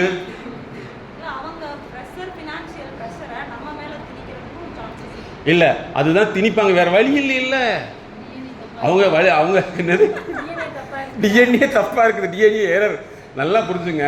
அவங்களுக்கு உங்களை தவிர திட்டுறக்கு பேசுறதுக்கு உலகத்தில் யாருமே இல்லைங்கிறது நீங்கள் நீங்களும் புரிஞ்சுட்டிங்கன்னா அவங்க செய்கிறது உங்களுக்கு தப்பா தெரியுமா ரைட்டா தெரியுமா? அவங்களுக்கு அதுக்கு மேலே தெரியாது. சரியா? அதனால நீங்கள் என்ன செய்யணும்னா ஒன்று. ரெண்டாவது, இதுலேயே ரிவர்ஸ் ப்ராசஸ். இங்கே இருக்கிற ப்ரெஷரை கொண்டு போய் ப்ரெஷர்னு சொல்ல முடியாது. இங்கே வந்து டிமாண்ட் உங்களுக்கு என்னென்னா கரெக்டாக ட்ரைனிங் இருக்கணும். உங்களுக்கு சப்ஜெக்ட் 400 மார்க்குக்கு வந்து நீங்கள் பாஸ் பண்ணி ஆகணும். அப்படி தானே? நான் படிக்கிறது அந்த காலத்திலே நாங்கள் அப்படியே அப்படின்னு உங்களுக்கு தோண்டிட்டு நம்ம கூட 4 பேர் இருப்பாங்கல்லவா, அவங்கள என்ன சொல்லுவாங்க? அதெல்லாம் போட்டு விடுவாங்கப்பா பாஸ் மார்க்கு இல்லையா? ஸோ இங்கே இருக்கிற டிமாண்ட் ப்ரெஷர் நாங்கள் சொல்கிறது என்னது? டிமாண்ட், தேவை வந்து அப்படியே புரிஞ்சுக்காம அங்கே கொண்டு போய் விட்டீங்கன்னா என்ன ஆகும்? What will happen? இது மாதிரி நடக்குதா? நடக்கலையா? நடக்குது. இங்கே இருக்கிறது வந்து உன் பேச்சு கேட்டு நான் வேலைக்கு போனேன் பார், அங்கே போனால் அதை செய்யுங்கிறாங்க, படிக்க சொல்கிறாங்கப்பா, இல்லை எழுத சொல்கிறாங்க, அதை விட எக்ஸாம் அப்பா, இல்லை என்ன உழப்பு நார பொழப்பு இப்படி நான் நினைக்கவே இல்லை. என்ன மேடம்? பெரிய கொடுமை. காலையில் நேரத்தில் எழுந்திரிக்க சொல்கிறாங்க. இப்படி தான் எங்கிட்ட ஒரு டைவர்ஸ் கேஸ் வந்துச்சு. என்ன பிரச்சனை அப்படின்னா 3 மாதத்துக்கு முன்னாடி எங்கிட்ட வரக்குள்ள நேரடியாக வந்து 1 மார்க் கொஸ்டின் மாதிரி சொல்லவே மாட்டாங்க. 3 மாதம் என்ன கன்சல்டேஷன் பண்ண மாதிரி எனக்கு ஒரு பிரச்சனையை வந்து என்னால் ஏற்றுக்கவே முடியாது சார். அந்த பிள்ளையோட அம்மா அதோட ஆமாம் சார் அவங்கள மனுஷங்க இல்லை சார். ஏமா மாட்டுக்கு எதுக்குமா கட்டி கொடுத்தீங்க? என்ன சரி இன்னைக்கு தான் மாடுன்னு தெரியுது. என்ன செய்கிறாங்க சார்? நடுஜாமத்தில் எழுப்பிடுறாங்க சார். நடுஜாமத்தில் சார், சமையல் நடுஜாமத்தில் அப்புறம் என்ன சொல்ற துணியில் வந்து வைக்க சொல்கிறாங்க சார். ஏம்மா அவனுக்கு இல்லை என்ன நைட் ஷிஃப்ட் தான் போகிறாங்க? இல்லை சார் காலையில் ஷிஃப்ட் தான் போகிறாங்க. எத்தனை மணிக்கு? 6 மணிக்கு எழுப்பிடுறாங்க சார். 6 மணிக்கு எழுப்பிடுறது நடுஜாமம். இன்னைக்கு வரைக்கும் அந்த பொண்ணு வீட்டில் தான் இருக்குது. வயசு 47 ஆச்சு. புரியுதா? அம்மாவுடைய டெவலப்மெண்ட் நல்லா நீங்கள் புரிஞ்சுக்கணும். இந்த நேரத்தில் எந்திரிக்கிறது இதெல்லாமே வந்து நமக்கு தப்பாக தான் சொல்லி கொடுத்துருப்பாங்க. ஸோ இங்கே இருக்கிற டிமாண்டை கொண்டு போய் அங்கே விட்டீங்கனாலும் ப்ராப்ளம். இன்னொன்று நல்லா புரிஞ்சுங்க, யாருக்குமே கல்யாணம் ஆகல இல்லை? கல்யாணம் ஆகலீங்களா? 10 பேர் இருக்காங்க. 10-15 பேர் இருப்பீங்கல்லவா? ஆமாம். அவங்கெல்லாம் தயவுசெய்து இவங்களாம் சொல்லி கொடுத்துறாங்க. தயவுசெய்து கல்யாணமே பண்ணிடாதரா அப்படின்னு சொல்லிடுவாங்க. நிறைய பேர் அப்படி சொல்லிடுறாங்களா? அப்படின்னு சொல்கிறது இல்லை. நீயும் பண்ணிடா மகனே, அப்போத்தான் நான் பெற்ற இன்பம் அப்படின்னு சொல்லிட்டு நீங்கள் வந்து இந்த மேரேஜ் லைஃப்பில் முக்கியமான விஷயம் தெரிஞ்சுக்க வேண்டியதுன்னா அதுதான் மேரேஜ் கான்ஃப்ளிக்ட் போட்டுருக்கு. மேரேஜ் அதாவது மேரேஜ் வேறு ஃபேமிலி வேறு. உங்களுக்கு தெரியுமா? ஆமாம் சார், மேரேஜ் பண்ணிட்டா ஃபேமிலி தனி, மேரேஜ் பண்ணாமல் ஃபேமிலி தனி அப்படின்னு நினச்சிக்கூடாது. அதாவது ஒரு குழந்தை பிறந்துச்சுன்னா அதுக்கு பேர் ஃபேமிலி. 2 பேர் கப்புள்ஸாக இருந்தீங்கன்னா அதுக்கு என்னது?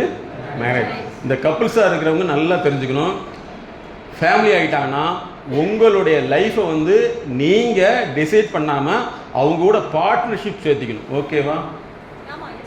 எஸ், நீங்கள் கரெக்டாக சொல்கிறீங்க மேடம். மேடத்துக்கு அனுபவம் ஜாஸ்தி. அப்படிதான் சார், அப்படிதான். மொரட்டு சிங்கிள் இருந்தாலும் அண்ணன் தம்பி வீட்டிலாம் பார்த்துருப்பாங்கல்ல. ஏங்க இருக்காங்களா இல்லையா? அண்ணன் தம்பியில பார்த்துருப்பாங்கல்ல, இல்லை பக்கத்தில் ஒரு பிரச்சனையை பார்த்துருப்பாங்க. முன்னாடி பார்ட்னர்ஷிப்பாக இருந்தால் மட்டும்தான் நம்ம பிரச்சனையும் இல்லாமல் இருக்கும் இல்லையா?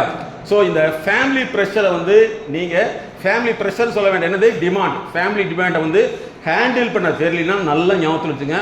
ஃபேமிலி ஃபிட்னஸ் கன்சல்டேஷன் எடுத்து நீங்கள் மாற்றிக்கிட்டீங்கன்னா உங்களுக்கு எல்லா வியாதியும் வந்து 1 by 1 வந்துடும். நல்லா புரிஞ்சுக்கணும். ஓகேவா? அதை முதல்ல நீங்கள் மாற்றிக்கிறீங்க. ஏன்னா எத்தனை பேருக்கு அக்கா தங்கச்சி இருக்குது? கை தூக்குங்க. எல்லாத்துக்குமே இருக்குது. உண்மையிலே பரவாயில்ல. இந்த இதில் ஒரு நல்ல விஷயம், 2 விஷயத்தை நாங்கள் பார்த்தோம். ஏன்னா நாங்கள் டிஃப்ரெண்ட் கேஸ் பார்க்கறதுனால ஒருத்தருக்கு ஒரு தங்கச்சி இருக்குது. அந்த தங்கச்சி வந்து வீட்டு வேலை நல்லா வேலை செய்யுது.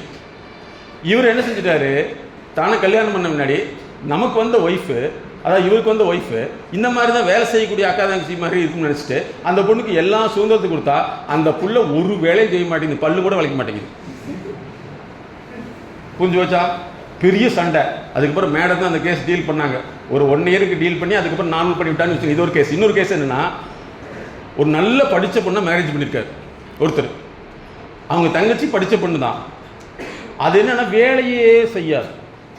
வேலைக்கு போகிறோன்னு வேலைக்கு போகும். அங்கே வேலைக்கு போகிற இடத்துல வேலை செய்யாது. அது கவர்மெண்ட் வேலை தான், வேலையே செய்யாது. சிரிக்கிறீங்க, எல்லாமே கவர்மெண்ட் வேலைன்னா. இதை பார்த்து என்ன செய்கிறாரு, எனக்கு வரக்கூடிய வயசு வேலைக்கே போகக்கூடாது, வீட்டு வேலை போயிட்டு தான் பார்க்கணுனாரு. அப்புறம் 2 விஷயம் அதுக்கு மாதிரி போச்சா? அதனால் நல்லா நீங்கள் தெரிஞ்சுக்கணும். உங்கள் அக்கா தங்கச்சி இருந்தால் அவங்க மேலே ஒரு முரண்பாடு இல்லாமல் ஒரு கல்யாணமான மாதிரி ஒரு பொண்ணை நீங்கள் அந்த பொண்ணை வந்து தனிப்பட்ட முறையில் பார்த்தீங்கன்னா உங்களுக்கு பிரச்சனை இருக்கவே இருக்காது. அதை வந்து நீங்களாக ஒரு கற்பனை பண்ணிவிட்டு எனக்கு வரக்கூடிய இது இப்படி தான் இருக்குன்னு சொல்லி ஒரு பிளான் பண்ணிட்டு போனீங்கன்னா அதில் ஒரு பெரிய பிரச்சனையாயிடும். அதனால் நீங்கள் ஃபஸ்ட்டு வந்து உங்கள் பிளான் என்ன செய்யணும்? உடைக்க வேண்டாம், நாங்கள் கரெக்ட் பண்ணி கொடுக்குறோம். புரியுதா இல்லையா? கரெக்ஷன் பண்ணி கொடுக்கணும். கரெக்ஷன் பண்ணாமல் நீங்களே ஒரு பிளான் பண்ணிட்டு நான் இப்படி நினைக்கவே இல்லை சார், இப்படி ஆகி போச்சு சார், அந்த பொண்ணை கேட்டால் நான் இப்படி நினச்சி இப்படி ஆகி போச்சுன்னு சொல்லுவேன். அதனால் ஃபஸ்ட்டு பிளான் வந்து கரெக்ஷன் பண்ண அதுதான் முக்கியமான விஷயமா இருக்குது. சரிங்களா? அதுக்கடுத்து இதுலேயே இன்னொரு டாபிக் என்னென்னா இந்த சோஷியல் டீகான்ஃப்ளிக்ட்னு போடுறது பார்த்துருக்கீங்களா? நீங்கள் வந்து நல்லா புரிஞ்சு சார், டாக்டர் நீங்கள் வந்து உண்மையிலே வந்து என்னென்னா சமூக மருத்துவர்கள். இந்த மருத்துவர்கள் அப்படிங்கிற விஷயத்திலே நல்லா ஞாபகத்தில் வச்சிங்கன்னா பாரபட்சம் பார்க்க கூடாது இல்லையா? அவன் வந்து உதாரணத்துக்கு வந்து நீங்கள் இப்போ அமெரிக்காவில் என்ன நடக்குது சொல்லுங்க பார்க்கலாம். அமெரிக்காவில் என்ன நடக்குது? அமெரிக்காவில் இப்போ லண்டனில் என்ன நடக்குது சொல்லுங்கள். அதெல்லாம் எங்களுக்கு சொல்லவே இல்லை அப்படின்னு சொல்லக்கூடாது. லண்டனில் என்ன நடக்குது? லண்டனில் வந்து இந்தியர்கள் எங்கே கடை வச்சுருக்காங்களோ அங்கே எல்லாம் ரைடு பண்ணி வெளியே அனுப்பிச்சிட்ருக்காங்க. தெரியுமா உங்களுக்கு? அனுப்பிச்சிட்ருக்காங்க இல்லையா? சரி, அமெரிக்காவில் என்ன பண்ணுறாங்க? நீ எல்லாம் வந்து எப்போங்கன்னு அனுப்புகிறாங்க இல்லையா? இந்த ரேசிசம் அப்படிங்கிற ஒரு விஷயம் வந்து எப்போவுமே இந்த உலகத்தில் இருக்கும். நீங்கள் எல்லாம் வந்து ஒரு புனிதமான மருத்துவ சேவை செய்கிற மாதிரி உங்களுடைய மனசில் வந்து ரேசிசம்ங்கிற ஒரு விஷயமே இருக்கக்கூடாது. எல்லாமே ஈக்குவலாக பார்க்க ஆரம்பிச்சிட்டிங்கன்னா உங்களுக்கு உடம்புக்கு நல்லது. இது புரியுதா? அது எப்படி சார் நான் அவங்கள நல்லா பார்த்தா என் உடம்புக்கு எப்படி நல்லாகும் அப்படிங்கிறது கேட்குறது கேள்வி உங்களுக்கு தோணுதா இல்லையா? யாரையுமே வந்து டிஸ்கிரிமினேஷன் பண்ணவே கூடாது. அதான் இவருங்க முக்கியமான இதில் நீங்கள் தெரிஞ்சுக்கணும். உங்களுடைய இயக்கிறது வந்து நல்லா தெரிஞ்சுங்க. உங்களை ஆப்ரேட் பண்ணுறது மூளை கிடையாது, மூளைக்குள்ள இருக்கிற ஒரு ஃபங்க்ஷன். அதுக்கு பேர் தான் அறிவுன்னு சொல்கிறோம். அதுக்கு பேர் அறிவு. இந்த அறிவு வந்து இத்தனை ஃபங்க்ஷன் உங்களுக்கு பண்ணணும். என்னது? ஃபஸ்ட்டு வந்து உங்களால் ஒன்றை வந்து ஈஸியாக புரிஞ்சுக்க முடியணும். செகண்ட் வந்து உங்களால் செயல்படுத்த தெரியணும். ஒரு விஷயத்தை புரிஞ்சுக்கணும், செயல்படுத்த தெரியணும். அதற்கடுத்து பார்த்தீங்கன்னா ஒரு வேலை கொடுத்தா அந்த வேலையை கரெக்டாக பண்ண தெரியணும். உங்களுக்குள்ள வந்து நீங்கள் உள்ளே போகாமல் சுயமாக கண்ட்ரோல் பண்ணக்கூடிய தன்மை இருக்கணும். அதுக்கடுத்து வந்து பார்த்தீங்கன்னா ரியல் டைம் பர்ஃபார்மன்ஸ். இன்னைக்கு செய்ய வேண்டியதை இன்னைக்கு செய்யக்கூடிய சிஸ்டம் இருந்ததுன்னா அதுதான் உங்களுடைய மூளையில் முன்பகுதி வேலை செய்யணும் அர்த்தம். நம்ம தமிழில் சொல்லுவாங்கல்லவா, நெத்தியில் எழுத்தப்பான்னு சொல்கிறாங்கல்ல, இந்த ஃப்ரண்டல் லோப்னு சொல்கிறோம். முன்னாடி இருக்குல்லைங்களா, நெத்தியில் இருக்கிற ஃபங்க்ஷன் பேர் தான் WMன்னு சொல்கிறோம். இது உங்களுக்கு வேலை செஞ்சதுன்னா இந்த 4மே கரெக்டாக இருக்கும். புரியுதா உங்களுக்கு? ஃபாலோ பண்ண முடியுதா? இப்போ நீங்களே கணக்கு போடுங்க. உங்கள் எங்கே வந்து வேலை செய்து கம்மியாக இருக்குது? நெத்தியிலே டோட்டலாகவே. எதுக்கு வம்பு? டோட்டலாகவே நெத்தி அவுட்டு இல்லையா? இப்போ எதில் உங்களுக்கு பிரச்சனையாக இருக்குது சொல்லுவாங்களா? ஒரு விஷயத்தை புரிஞ்சு கொள்றது இல்லையா, இல்லை கரெக்டான டயத்தில் வேலை செய்யறது இல்லையா, நம்மளை நம்ம வந்து கட்டுப்பாட்டுக்குள்ள வச்சுக்கிறது இல்லையா, இல்லை உண்மையான பர்ஃபார்மன்ஸ் பணித்திறனை அதிகப்படுத்துறது இல்லையா? எதில் எங்கே பிரச்சனையாக இருக்குது சொல்லுங்கள். எங்கது? நீங்கள் ஓப்பனாக சொல்லலாம். எங்கே இருக்குது? என்னங்க எங்கே இருக்குது? எல்லாமே எல்லா இடத்துலையுமே ஆளுக்கு ஒன்று இருக்குது சார். இது எதுக்கு மொத்தமாக சொல்லிக்கிட்டு இல்லைங்களா? எங்களுக்கு ஆளுக்கு ஒன்றா இருக்குது. இதை என்ன தான் பண்ணுறது எனக்கு ஒன்றுமே தெரியல. ஏதோ வந்து கிளாஸ்னால் ஜாலியாக இருக்குன்னு நினச்சா இப்படிலாம் சொல்கிறீங்க. ஸோ இதெல்லாமே வந்து ஒரு ஹெல்த்து தான், சரியா? Psychological health. ஓகே. ஸோ இது வந்து என்னென்னா, உங்களுக்கு இதெல்லாம் பண்ணாமல் இருந்தீங்கன்னா, உதாரணத்துக்கு வந்து உங்கள்கிட்ட யாராவது ஒருத்தர் வேலை சொன்னால் அந்த வேலை சொல்கிற சமயத்தில், அதாவது இங்கே எக்ஸசைஸ்னு வச்சுக்கலாமே, எக்ஸசைஸ் சொல்கிற பட்சத்தில் உங்களுக்கு என்ன மாதிரி தோணுது சொல்லுங்க.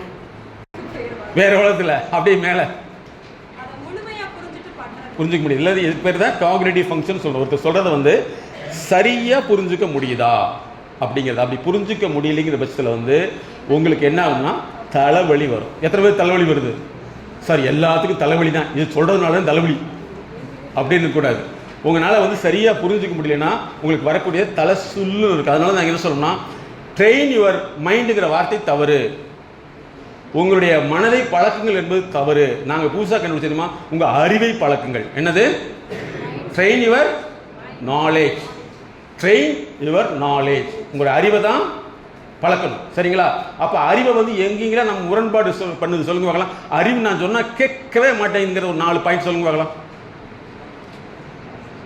சொல்லுங்க எங்கெங்க நம்ம சார் நான் சொல்கிறேன் நம்ம அறிவு கேட்கறதே இல்லை அப்படின்னு சொல்லுங்க பார்க்கலாம். என்ன சார்? படிக்க சொன்னால் படிக்க மாட்டேங்குது, அறிவு படிக்கவே மாட்டேங்குது. சரி, ஓகே. அடுத்து இன்னொன்று என்ன சார்? கிளாஸை கவனிக்கவே முடிய மாட்டேங்குது. நீங்கள் ஆஸ்பத்திரியில் போய் டாக்டர்கிட்ட போகிறப்போ வந்து எனக்கு வயிற்று வலின்னு சொல்கிறப்ப அங்கே நின்று எப்படி இருக்கும்? ஹலோ ஹலோ சொல்லுங்கள். சமீபத்தில் வந்து ஜனவரி 26 வந்து நாங்கள் படித்த பள்ளியினுடைய முன்னாள் மாணவர்கள் இவங்க எல்லாமே ஒரு பெரிய ஃபங்க்ஷன் வச்சுருந்தாங்க. அதில் வந்து மிகப்பெரிய மருத்துவர், நான் இந்த உளவியல் துறையில் இருக்கேன், அவர் வந்து குடலியல் துறையில் இருக்கார். இவங்கெல்லாம் ஒரு 2-3 பேர் கரஸ்பாண்டண்ட்டாக இருக்காங்க. என்னுடைய சூப்பர் சீனியர் அவங்களாம் செஞ்சு பேசையில் அவங்க ஒரு விஷயம் சொன்னாங்க. அவங்க அவ்வளவு ஆர்வமாக இருக்குங்காட்டி தான் இன்றைக்கி உலகம் அவருடைய பேரை வந்து சொல்லுது. நல்லா புரிஞ்சுங்க, உலகம் அவருடைய பேரை சொல்லுது. இப்போ உங்களால் கவனிக்க முடியலைங்கிறது உங்களுக்கு எத்தனை வருஷமாக தெரியும்? நினைவு தெரிஞ்சனால இருந்து அப்படி தான் சார் இருக்கேன். என்ன பிரச்சனை? Not interested. நீங்கள் இந்த கேள்வி வந்து நல்லா புரிஞ்சுங்க. எங்கேயாவது உடம்பு சரியில்லை போனப்போ நம்ம ஐயோன்னு துடிச்சிட்டு இருப்போம். நான் இப்படி தான் சொன்னேன், இந்தம்மா எங்கே போனாலும் சரி நீ கவனமாக இருக்குன்னு ஒரு லேடிட்டு சொன்னேன். அது என்ன பண்ணிருச்சு, நேராக கவனமாக இருக்குன்னு சொல்லிட்டு எல்லா கேள்வியும் கேட்க ஆரம்பிச்சிருச்சு. சார் இந்த மருந்து எதுக்கு? டாக்டர்கிட்ட போய் இது சாப்பிட்டா என்ன ஆகும்? இதாகும் அதாகும் சொல்லி. இது கவனம் அல்ல, இது கவனமே அல்ல. கவனமாக இருக்கிறது வந்து நம்மளுடைய ஒரு செயல்பாடு சரியுமா அடுத்தவங்க கொடுக்குறத செக் பண்ணிட்டு அப்படி இருக்கக்கூடாது. புரிஞ்சுதா? ஸோ இன்னையிலிருந்து நீங்கள் உங்களுடைய இப்போ ஃபஸ்ட்டு என்ன தெரிஞ்சுட்டீங்க, உங்களுடைய கவனத்தை அதிகப்படுத்தணும் நீங்கள் புரிஞ்சுட்டீங்க. நிறைய பேருக்கு கவனம் இல்லைன்னா அதிகப்படுத்துங்க. இன்னொன்று, இன்னைக்கு ஆக்சிடென்ட் நடக்குது பார்த்தீங்களா, இந்த டிராஃபிக் சைக்காலஜின்னு ஒரு புக் எழுதியிருக்கோம். அது உலகத்திலேயே வந்து ஒரு 2-3 பேர் தான் எழுதியிருப்பாங்க. அதில் நாங்கள் ஒருத்தர். டிராஃபிக் சைக்காலஜி, போக்குவரத்து உளவியல். அதில் நான் கண்டுபிடிச்ச தெரியுமா, நிறைய பேர் வந்து கற்பனையில் போய் தான் ஆக்சிடென்ட் ஆகிறான். புரியுதுங்களா? எதில்? கற்பனையில் போய் தான் ஆக்சிடென்ட். நல்லா புரிஞ்சுங்க. இந்த கற்பனை அப்படியே வேலை செய்யப்ப அப்படியே போயிட்டு கரண்ட் கம்பியில் வேலை செய்யறப்ப அப்படி கையை விட்டா பரலோக ராஜ்யத்துக்கு பர்மிஷன் கிராண்டட். ஓகேவா? ஸோ நீங்கள் இனிமேல் என்ன செய்யணும், கவனத்தை அதிகப்படுத்தணும். ஃபாலோ பண்ண முடியுதா? ஓகேவா? அப்போ இதிலிருந்து என்னென்ன செய்ய போடும், உங்களுடைய கவனம்ங்கிறது என்ன? கவனம்னா என்ன சொல்லுங்க பார்க்கலாம். ப்ரெசன்ட்னா என்ன? ரோட்டை மட்டும்தான் கிராஸ் பண்ணணும். ரோட்டை பார்த்துட்டு கிராஸ் பண்ணணும். ரோட்டை கிராஸ் பண்ணிட்டார், பஸ் வரதை பார்க்கல. What is this? அதான் பிரச்சனையே இல்லையா? அப்படிதான் நீங்க சொன்னீங்க சார், ரோட்டை கிராஸ் பண்ணிட்டேன், பஸ் வந்து எங்களுக்கு தெரியலையே அப்படின்னு இருக்கக்கூடாது இல்லையா? ஸோ என்வைரன்மெண்ட்டை புரிஞ்சுக்கிட்டு செலக்டிவ் பர்செப்ஷன், அதுக்கு பேர் என்னது? செலக்டிவ் பர்செப்ஷன் இருந்தால் மட்டும்தான் கவனம். வர்றதெல்லாம் விட்டு போட்டு எனக்கு மட்டும் மனசில் தோணுதை மட்டும் செஞ்சோம்னா அது பேர் mental. Man who dull call is called mental. Man who dull is called mental. Okay, follow பண்ண முடியுதா?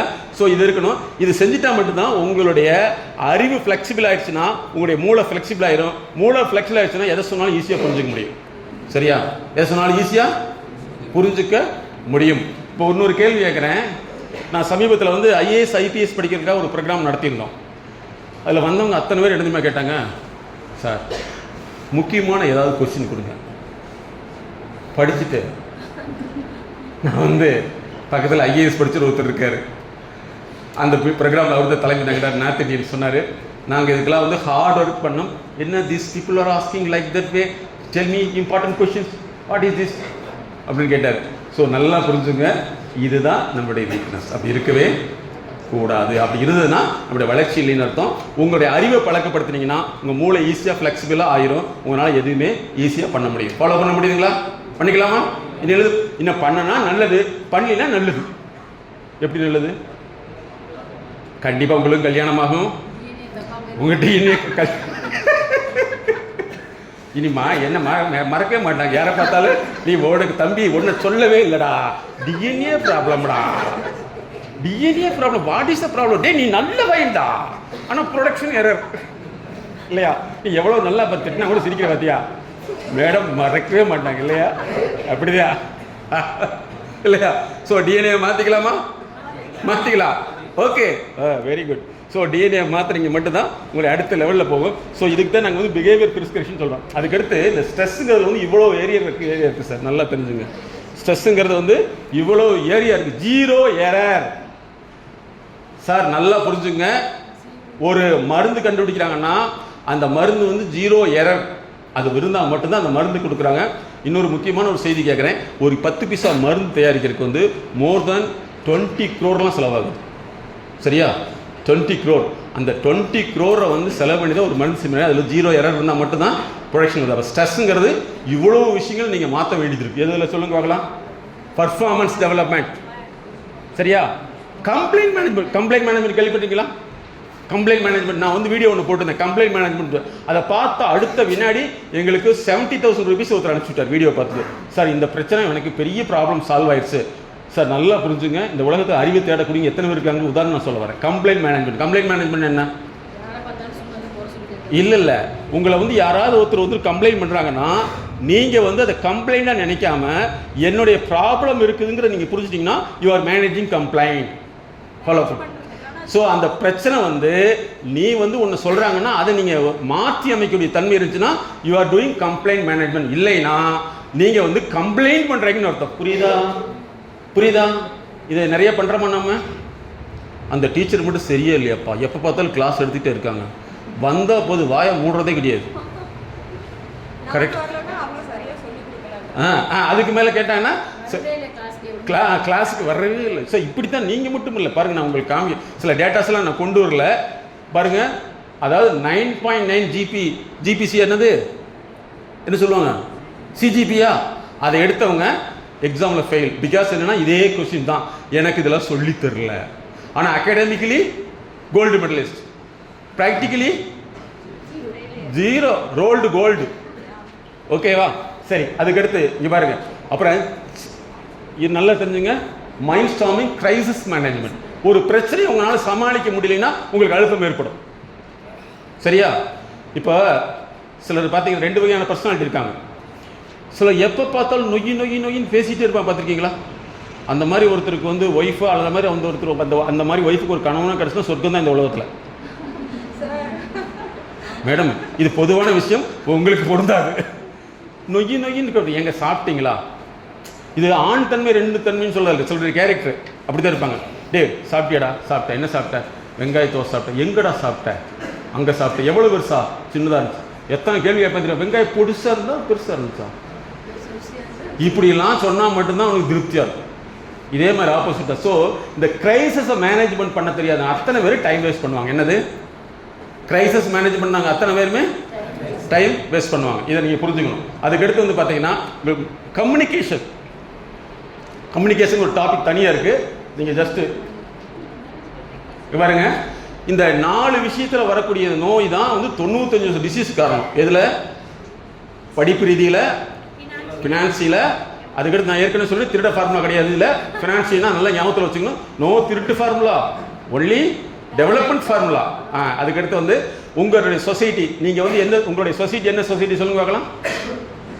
ஹோலி சொசைட்டி. நல்லா தெரியும். What is your society?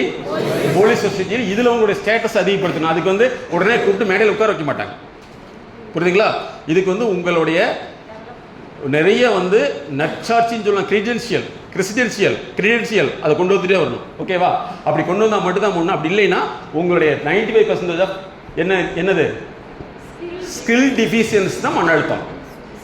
திறன் குறைபாடு தான் மன அழுத்தம். நல்லா புரிஞ்சுங்க. திறன் எங்கே குறையுதோ அங்கே உங்களுக்கு மன அழுத்தம் வரும். திறனை தான் நாங்கள் டெவலப் பண்ணுறதுக்கு வந்து மைண்ட் லேப்னு போட்டோம். அதான் வந்து ஸ்கில் டிஃபிஷியன்சி லீட் டு என்னது டிசீஸ். சார், இதுதான் முக்கியமான பாயிண்ட். இதில் தான் நிறைய பேர் மாட்டியிருப்பாங்க.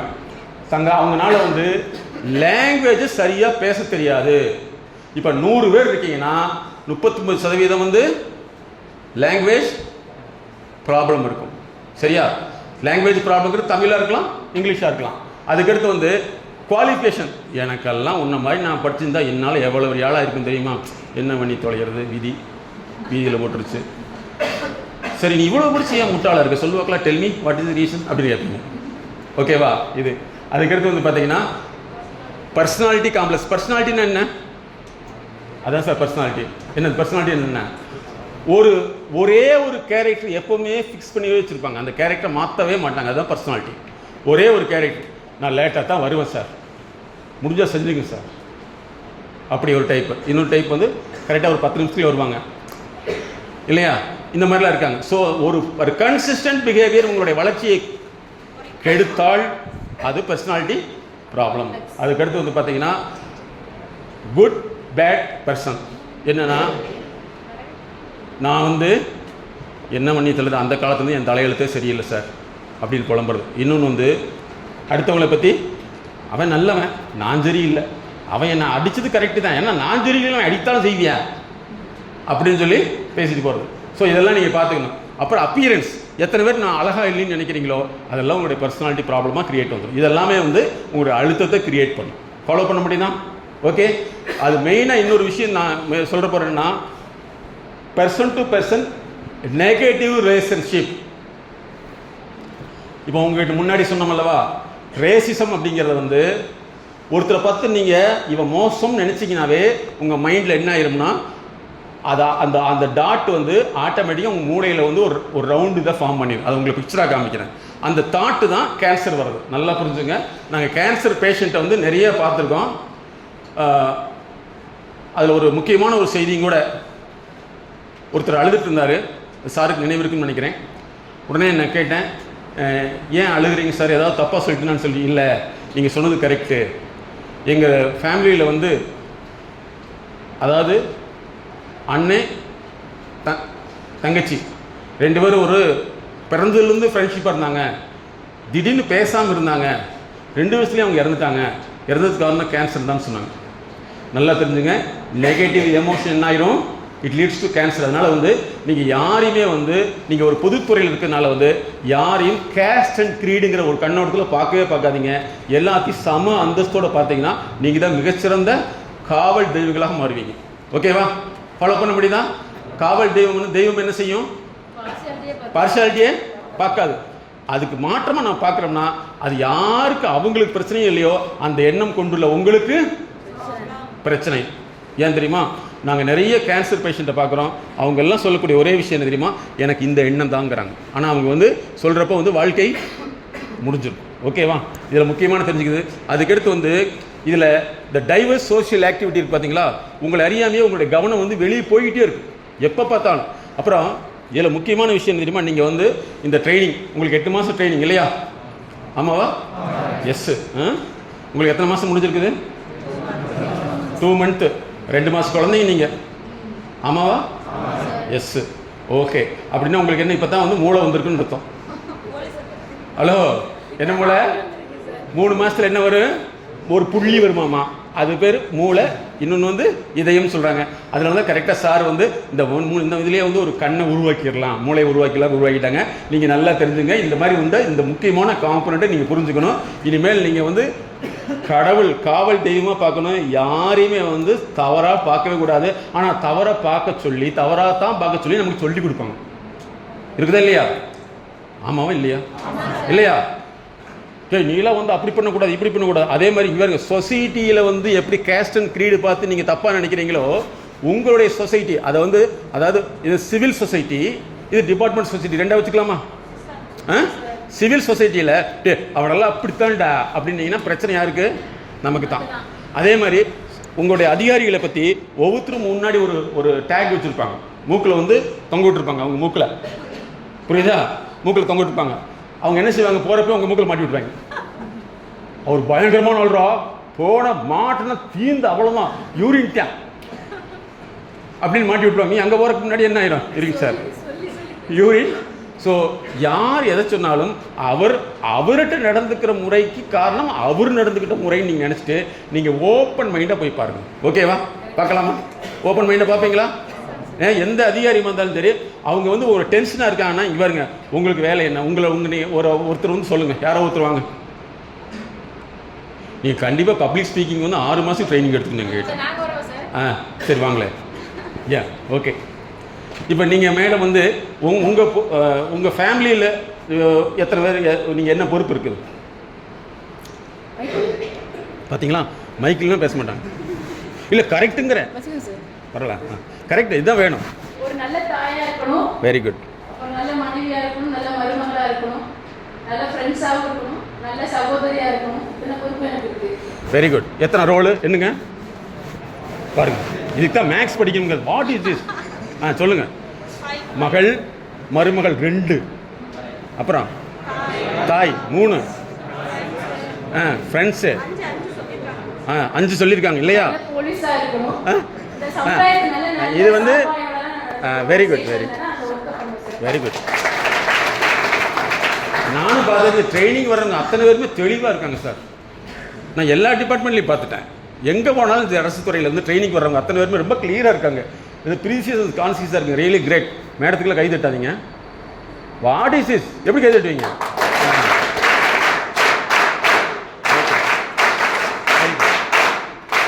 சரி, இப்போ பாருங்க, இந்த ரோல் கிரைசஸ் நீங்கள் நல்லா புரிஞ்சுக்கணும். இவங்களுக்கு 5 ரோல் இருக்குது. இது வந்து ஃபேமிலியில். அதுக்கு இங்கே வந்தோன்னு வச்சுங்களேன், இங்கே வந்து உங்களுக்கெல்லாம் கிளாஸ் என்ன மேடம், நீங்கள் என்ன சப்ஜெக்ட் எடுக்கிறீங்க madam? Paper 2. What is paper madam? Skills, police record keeping இல்லையா? டேட்டா. இந்த டேட்டாவை பார்க்கணும். இந்த டேட்டாவை வந்து இவங்க மட்டும் பார்க்கறது இல்லை, இவங்களை பார்க்க சொல்லி ஒருத்தர் இருப்பாங்க, அவங்களுக்கு மேலே ஒருத்தர் இருப்பாங்க. இந்த ஹையார்கி இருக்குது பார்த்தீங்களா? இந்த ஹையார்கியோடைய ஸ்பீடை வந்து இவங்க பேலன்ஸ் பண்ணி ஆகணும். புரியுதா? ஃபாலோ பண்ண முடியுதா? அப்போ வந்து ஒன்று சிவிக்குடைய நீடு, இன்னொன்று டிபார்ட்மெண்ட் நீடு, 2 பேலன்ஸ் பண்ணி பார்த்தீங்கன்னா இதுதான் வளர்ச்சி. ஃபாலோ பண்ண முடியுதா? இதில் வந்து சார் எனக்கு மட்டுமே வேலை கொடுக்குறாங்க சார், என்ன தெரியல சார், நான் பிறந்து அப்படித்தான் இருக்கேன் சார், எங்கே போனாலும் பஸ்லேயும் கூட எல்லாத்துக்கும் சீட் கிடச்சிட்டு எனக்கு கிடைக்கவே மாட்டேங்குது சார் அப்படின்னு பழம் கூட பார்த்துருக்கீங்களா? இவங்களுக்கு எந்த வியாதியும் வேண்டியதே இல்லை சார், ஏன்னா எல்லா வியாதியும் வந்துருச்சு. செல்ஃப் சென்டர்ட் பர்சனாலிட்டின்னு சொல்லுவான். என்னன்னா எப்போ பார்த்தாலும் அவர் வர்றாரா, என்னை கூப்பிட்டு வருவார், கூப்பிட்டுல பார் இதுதான் எனக்கு ராசி எப்படியப்பா அப்படின்னு சொல்லி தன்னைத்தானே நொந்துக்கிறது. ஸோ நீங்கள் more work more enjoyment follow பண்ண முடியுதா? பண்ணிக்கலாமா? ஸோ உங்களுடைய ரெண்டு வந்து பேலன்ஸ் பண்ணக்கூடிய தன்மை இருந்துன்னா நிச்சயமாக நீங்கள் சாதனை மனிதர்களாக மாறணும். இதற்கும் என்னென்னா உங்களுடைய முக்கியமான தன்மை இந்த ரெண்டு இடத்துலையும் நீங்கள் பேசுறதுக்கு தான் உங்களுக்கு ஸ்பீக்கிங் ஸ்கில் வேணும். என்ன ஸ்கில்? ஸ்பீக்கிங் ஸ்கில் வேணும். ஓகே, ஸ்பீக்கிங் ஸ்கில் இப்போ லேட்டஸ்டாக என்ன தெரியுமா? கம்யூனிகேஷனுங்கிறது நிறைய தப்பாக சொல்லிட்டாங்க சார். கம்யூனிகேஷன் பே அது கம்யூனிகேஷன் தான் தெரியுமா உங்களுக்கு? அது என்னது? கம்யூனிகேஷன் தான், புரியுதா? இப்போ நாங்கள் எங்களுடைய டிபார்ட்மெண்ட்டில் எங்கள் ஃபவுண்டேஷன் நாங்கள் என்ன அந்த கான்வர்சேஷன் ஸ்கில்னு மாற்றிட்டோம். என்னது? கான்வர்சேஷன் ஸ்கில் இல்லையா? நமக்கு வந்து பேசுறதுக்கே தெரிய மாட்டேங்குது. பேசுறது எப்படிங்கிறது 10 வருஷம் படிப்பு உங்களுக்கு தெரியுமா? ஹலோ, 10 வருஷம் இருக்கலாமல் இருக்குது, குது லாம் கிடையாது, து 10 வருஷம் படிப்பு. டாக்டர் எரிக் பெர்ன் தான் கண்டுபிடிச்சாரு. நீ பேசுகிற ஒரு வார்த்தையை வச்சு உன்னுடைய முழு டிஎன்ஏவும் கண்டுபிடிச்சிடலாம். எவ்வளோ ஸ்ட்ரக்சர் மாறிடுச்சு பாருங்க ஒரு வார்த்தையை வச்சு. சரியா? இதை வந்து ஏஐயில் வந்து டோக்கன் சொல்கிறாங்க, சின்ன வேர்டு டோக்கன் சொல்கிறாங்க. சரியா? ஸோ இதெல்லாம் நீங்கள் பண்ணிட்டு வந்தீங்கன்னா நிச்சயமாக மாற முடியும். இப்போ வந்து நான் இவ்வளோ தூரம் உங்கள்கிட்ட டிஸ்கஸ் பண்ணுறதுல லிஸ்ட் போட்டுங்க. உங்களுடைய ஒரு கோடை போட்டுங்க, 2 கோடை போட்டுங்க. பிஃபோர் எம்எஸ்கே ஆஃப்டர் எம்எஸ்கேன்னு போட்டுங்க. பிஃபோர் எம்எஸ்கேல வந்து எதெல்லாம் நீங்கள் மிஸ் பண்ணீங்க உங்கள் மைண்டுக்குள்ளே வருதான்னு பாருங்கள். வரலன்னா கவலையே படாதீங்க. எதிர்காலத்தில் வந்து மைசன் எழுதுறியா? எழுதல, கரெக்ட். நீ எழுத மாட்டேன் எனக்கு தெரியும் மைசன், பிகாஸ் நாங்கள்லாம் பார்க்காததா. எழுதுக்குவாங்களா? ஒரு கோட்டை போட்டுங்க. பிஃபோர் எம்எஸ்கேனா மைண்ட் செட் நாலேஜ், ஆஃப்டர் எம்எஸ்கேனா இதுக்கு முன்னாடி. பிஃபோர் எம்எஸ்கேல வந்து எதெல்லாம் நமக்கு ட்ராபேக் இருந்தது பாருங்க. நல்லா நீங்கள் புரிஞ்சுக்கணும். உங்களுடைய ஹையர் ஆஃபீஸ்க்கு முன்னாடி போனீங்கன்னா அவங்களுக்கு அசிஸ்டண்டாக இருக்கவங்க வந்து எப்போவுமே நோட்டுங்கையோட போவாங்க. நீங்கள் பார்த்துருப்பீங்கன்னு நினைக்கிறேன். இமிடியேட்டாக நோட் பண்ணிக்குவாங்க. ஏன்னா அவங்களுக்கு ஞாபகத்தில் வச்சுக்கிறதுக்கு முக்கியம் கிடையாது, அந்த வேர்டு முக்கியம். வேர்டு முக்கியம். நான் நிறையா அதிகாரிகளோட நாங்கள் போயிருக்கோம். அவங்களாம் பார்த்தீங்கன்னா ஒரு 10 நிமிஷம் முக்கியமான ஒரு எமர்ஜென்சி கான்ஃபரன்ஸ்னா சார் இந்த புக்கை படிக்கணும்னு ஒரு புக் கொடுப்பாங்க. அந்த புக் 2000 ஒரு சின்ன ஒரு 15 பக்கம் புக்கு தான் இருக்கும். அப்போ அவங்க புக்கு படிக்கிறதுல வந்து அவ்வளோ ஆர்வமாக இருப்பாங்க. அதோடு சேர்ந்து ஆள்களோடு தொடர்பு வச்சுருப்பாங்க. அதாவது எக்ஸ்பர்ட்டோடைய கான்டாக்ட் வச்சுருப்பாங்க. ஓகே, நீங்கள் எழுதுவாங்களா? பிஃபோர் எம்எஸ்கே ஆஃப்டர் எம்எஸ்கே இதில் எங்கெங்கே மிஸ் பண்ணிட்டீங்க எழுதுவாங்களாம். எதிர்காலத்தில் வந்து இந்த கல்லீரல் உங்களுக்கு பாதிக்காமல் இருக்கணும்னா ஃபஸ்ட்டு கோபம். சரியா? கோபத்தை வந்து நீங்கள் என்ன செய்யணும்?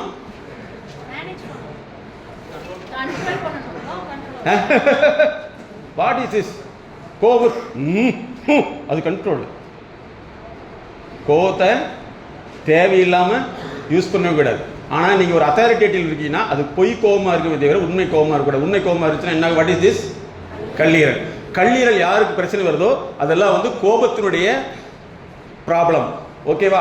அதுக்கடுத்து வந்து கவலை யாருக்காவது இருந்துச்சுன்னா அதுதான் குடல் பிரச்சனை. இது உங்கள் ஃபேமிலியில கூட டிஸ்கஸ் பண்ணி பாருங்கள். இது கண்டிப்பாக இருக்கும். கவலை இருக்கும். கவலை இருந்துச்சுன்னா இதை வந்து நாங்கள் அனலைஸ் பண்ணி தான் மாற்ற முடியும், ஒரே டயத்தில் மாற்ற முடியாது. கவலை. அதுக்கடுத்து என்னது? துக்கம் வந்துச்சுன்னா தொண்டை பிடிக்கும். சரியா?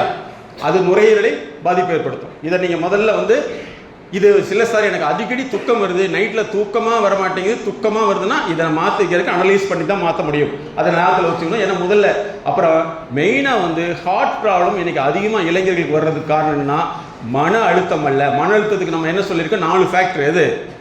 எம்எஸ்கே பிலாசபி படி educational, economy, social status, psychological health. இதுதான் வந்து மன அழுத்தம். இதை நீக்கினா மட்டும்தான் மன அழுத்தம் குறையும். அதுக்கடுத்தது நல்லா புரிஞ்சுங்க, உங்களுக்கு கல்வித்திறன்கிறது 15%. ஆனால் உங்களுக்கு 85% பீப்புள் ஹேண்ட்லிங் ஸ்கில், மக்களை கையாளும் திறனை நீங்கள் உங்களுக்கு தானாக வரவே வராது. ஏன்னா நீங்கள் யார்கிட்ட பேசுகிறீங்க? இங்கே உங்களுக்கு தெரிஞ்ச ஆளு கூடவே பேசுகிறீங்க. அந்த புத்தி தான் நமக்கு வரும். Yes yes. நம்ம வந்து வேற ஆளுகிட்ட போகிறதே இல்லையே, அப்படியே இருக்கக்கூடாது. புதிய நபர்களை சந்திக்கிறதுக்கு நீங்கள் வந்து போகணும் சார், புதிய நபர்களை சந்திக்கவே முடியாது. நல்லா நீங்கள் புரிஞ்சுங்க. நீங்கள் இந்த ட்ரைனிங் முடிச்சுட்டு எங்கே போனாலும் சரி, அங்கே வரக்கூடிய கஸ்டமர், உங்களுக்கு போலீஸ் பர்சனல் கஸ்டமர் யாருன்னா பப்ளிக்ஸ் தான். சரியா? அவங்க வர்றவங்களை வந்து நீ சரியான முறையில் புரிஞ்சுக்கணும். அதாவது ஒரு வயசானவர் வந்தாருன்னு வச்சுங்களேன், என்ன சொல்லுவார், எப்படி அழுவார் உங்ககிட்ட பார்த்து? சாமி அது சோறு போட மாட்டேங்கிறான் அப்படின்னு சொல்லிட்டு நமக்கு மனசில் குத்துன்னு இருக்குன்னா அதே ப்ராப்ளம் தானே, இல்லையா? உங்க அப்படி இல்லை, சாபப்படாதீங்க. பெரிய நல்ல உங்கள் பையன் நல்ல பையனுங்க, ஏன் தப்பா சொன்னா இவருக்கு ஃபயர் ஆயிரும். ஓகேவா? ஸோ அது மாதிரி நம்ம சொல்லிடுறோம். அப்போ அவங்களுக்கு வந்து ஆறுதல். இன்னொன்று வந்து அது கீழே ஒவ்வொருத்தர் பண்ண ஒவ்வொரு மக்களுமே வந்து என்ன தெரியுமா, உங்களை எப்படி பார்க்குறாங்கன்னா, ஏதாவது வந்து எனக்கு உங்கள் அதிகாரத்தை பயன்படுத்தி சாதகம் செய்வீங்களா அப்படிங்கிற எண்ணத்தை தான் பார்க்குறாங்க. அப்போ நீங்கள் என்ன செய்யணும்னா, உங்களுடைய கல்லீரலை பாதுகாக்கிறதுக்கு என்ன செய்யணும்? கல்லீரல் எனக்கு வேண்டாம் அப்படின்னு நினச்சிங்கன்னு வச்சுங்களேன், ஏமா உனக்கு என்னம்மா அப்படின்னு கேட்டீங்கன்னா பிரச்சனையே இல்லை. ஒரு 8 வருஷம் 9 வருஷம் கழிச்சு என்னன்னே தெரியல ஃபேட்டி லிவர்ங்கிறாங்க அப்படின்னு சொல்லிட்டு. அதனால என்ன செய்யணும், யார் வந்தாலும் சரி ஃபர்ஸ்ட் அவங்களுடைய பிரச்சனையினுடைய ஆழத்தை புரிந்து கொள்ள வேண்டும். என்ன செய்யணும்? பிரச்சனையுடைய ஆழத்தை புரிஞ்சுக்கிட்டு நீங்கள் ஆறுதல் கொடுத்தீங்கன்னா போதும், நிச்சயமாக நீங்கள் தான் காவல் தெய்வம். சரிங்களா? அதுக்கடுத்து புது புது வார்த்தைகள் மேடம் சொன்னாங்க, புது புது வார்த்தைகளை நீங்கள் கற்றுக்கணும். ஆனால் பழைய வார்த்தைகளை மனப்பாடம் பண்ணி வச்சுருக்கேன். What is this word, tell me. பழைய வார்த்தைகள் மனப்பாடமாக வரும். சொல்லுங்க பார்க்கலாம். மெட்ராஸ் தமிழ்லாம் வரும்ல, என்னமான வார்த்தைகள் வரும். ஹலோ, நீங்கள் சிரிக்கிறத பார்த்தா எனக்கு புரிஞ்சிருச்சு. கெட்ட வார்த்தைகளை நீங்கள் முடிஞ்சளவு இல்லை எப்பவுமே குறைச்சிடணுமா, டெலீட் பண்ணி. இல்லைன்னா பிரச்சனை. அப்புறம் நான் பொறுப்பு இல்லை. ஏன்னா நம்ம குழந்தை வந்து அப்படி ஒரு வார்த்தையை சொன்னதுன்னு வச்சுங்களா, அதுக்கப்புறம் வந்து my son, it is not your problem, DNA problem. இது தம்பி உனக்கு தப்பே கிடையாது. What is this, my blood problem அப்படின்னு நீங்கள் சொல்லிக்கணும். இனிமேல் எங்கேயாவது போய் கெட்ட வந்து பேசுவீங்க, பேசினா என்ன ஆயிடும், சேம் ப்ராப்ளம். அதுக்கடுத்து வேலை வந்து உங்களுக்கு கண்டிப்பாக வந்து ஒரு மருத்துவராக நீங்கள் ஃபீல் பண்ணுங்கள். எந்த மருத்துவர் வீட்டில் தூங்குறதே இல்லை. அவங்களும் தன்னுடைய நீங்கள் உங்களுக்கு இப்படி ஒரு சொன்னையில் நம்ம மனசில் இன்னொரு புத்தி வரும். அவங்கள காசுக்காக இல்லை, நீங்கள் கேஸுக்காக. புரியுதா? கரெக்டாக தப்பா? அதுவும் உயிர் காப்பாற்றுது, நீங்கள் உடமையை காப்பாற்றுறீங்க. கரெக்டா? ஹலோ, 2 ஒன்று தானே. எத்தனை பேர் பாருங்கள், நேற்று ஒரு கோயம்புத்தூரில் வந்து ஏதோ 2 பிள்ளைங்களை வந்து துரத்திட்டு போயிருக்கோம். அந்த சிடிவியை எடுத்தாச்சு, கண்டுபிடிச்சாச்சு. எவ்வளோ வேலை. உண்மையிலே பார்த்தீங்கன்னா கடவுள் பிரபஞ்ச நுண்ணறிவுங்கிறத நீங்கள் தான் சார். கைதட்டுங்கப்பா.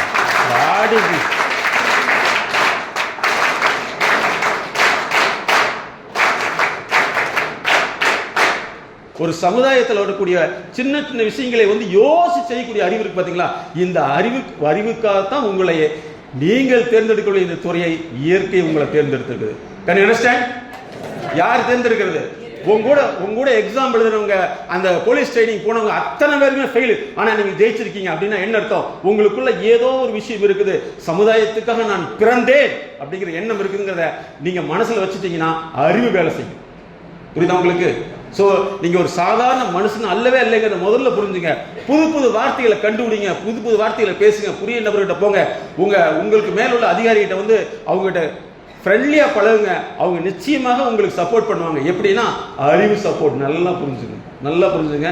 அதே மாதிரி இன்னொன்று நிற்க தெரிஞ்சுக்கணும். அரசு வேலைக்கு போகிறவங்கள ஒரு பிரச்சனை என்னென்னா, உங்கள் வீட்டில் வந்து டீச்சரோ அல்லது யாராவது இருந்தாங்கன்னா உடனே அவங்க என்ன சொல்லுவாங்க, பாரு அதுதான் கவர்மெண்ட் வேலை. எத்தனை மணிக்கு போகுது?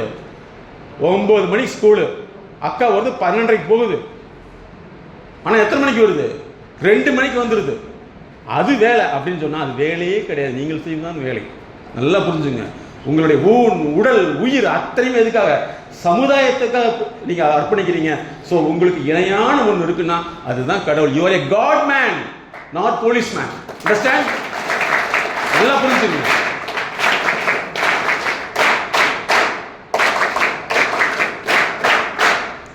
நான் உங்களுடைய காவல் அதிகாரிகளுக்கு நிறைய பேருக்கு கன்சல்டன்ட் கொடுத்துருக்கேன். அதில் வந்து ஒருத்தர் சொல்றாரு, கல்யாணமான அவர் 7 நாள்லயே டியூட்டியை வந்து மாத்திட்டாங்க. நல்லா புரிஞ்சுங்க. 7 நாள்லயே டியூட்டி மாத்திட்டாங்க. அவருக்கு 3 மாசத்துக்கு வரக்க வேண்டிய விஷயம் தான். ஆனால் அவர் என்ன பண்ணிட்டாருன்னா, அந்த தன்னுடைய ஒய்ஃபுக்கு மட்டும் ட்ரைனிங் கொடுத்தாரு டிவிஎஸ் 50 ஓட்டுறதுக்கு. ஒன்னொன்னா வர்றப்போ சொல்லி கொடுத்து இன்னைக்கு அவர் நான் பேர சொல்லும்ல 2 பேருமே மிகப்பெரிய மருத்துவர்களா இருக்காங்க. நல்லா புரிஞ்சுங்க, மிகப்பெரிய மருத்துவர்களாக இருக்காங்க. அவங்க எங்கிட்ட சொன்னாங்க, சார் நீங்க சொன்னீங்க, நான் தெரிஞ்சோ தெரியாமல் அந்த வேலையை செஞ்சேன். என்னுடைய வாழ்நாள்ங்கிறது வந்து டியூட்டியில் இருந்தது தான் அதிகம், வீட்டில் இருந்தது குறைவு. ஆனால் இன்னைக்கு 2 பேரும் டாக்டராக இருக்காங்க. இதுதான் சாதனை. நீங்க செய்யக்கூடிய உழைப்பு உங்களை 100 மடங்கு திரும்பி வந்துடும். ஏன் தெரியுமா? இதுதான் இந்த வாழ்க்கை. புரிஞ்சுக்க முடியுதா? அதனால நீங்க என்ன செய்யணும், இன்னைக்கு நீங்க வரக்கூடிய எக்ஸாம்ல வந்து இந்த 400க்கு 400 எடுக்க ட்ரை பண்ணுங்க. 2 உங்க நோட்ல வந்து 2 போட்டுங்க, பிஃபோர் எம்எஸ்கே ஆஃப்டர் எம்எஸ்கே போட்டுங்க. படிச்சதை வருதான்னு பார்த்து எழுதுங்க. கண்டிப்பா நீங்க படிச்சது வந்து எழுதிச்சுன்னா அந்த இந்த இங்க வந்தது அங்க எக்ஸாம் வரும், நீங்க எழுதிடுவீங்க. பாஸ் பண்ணிட முடியுமா?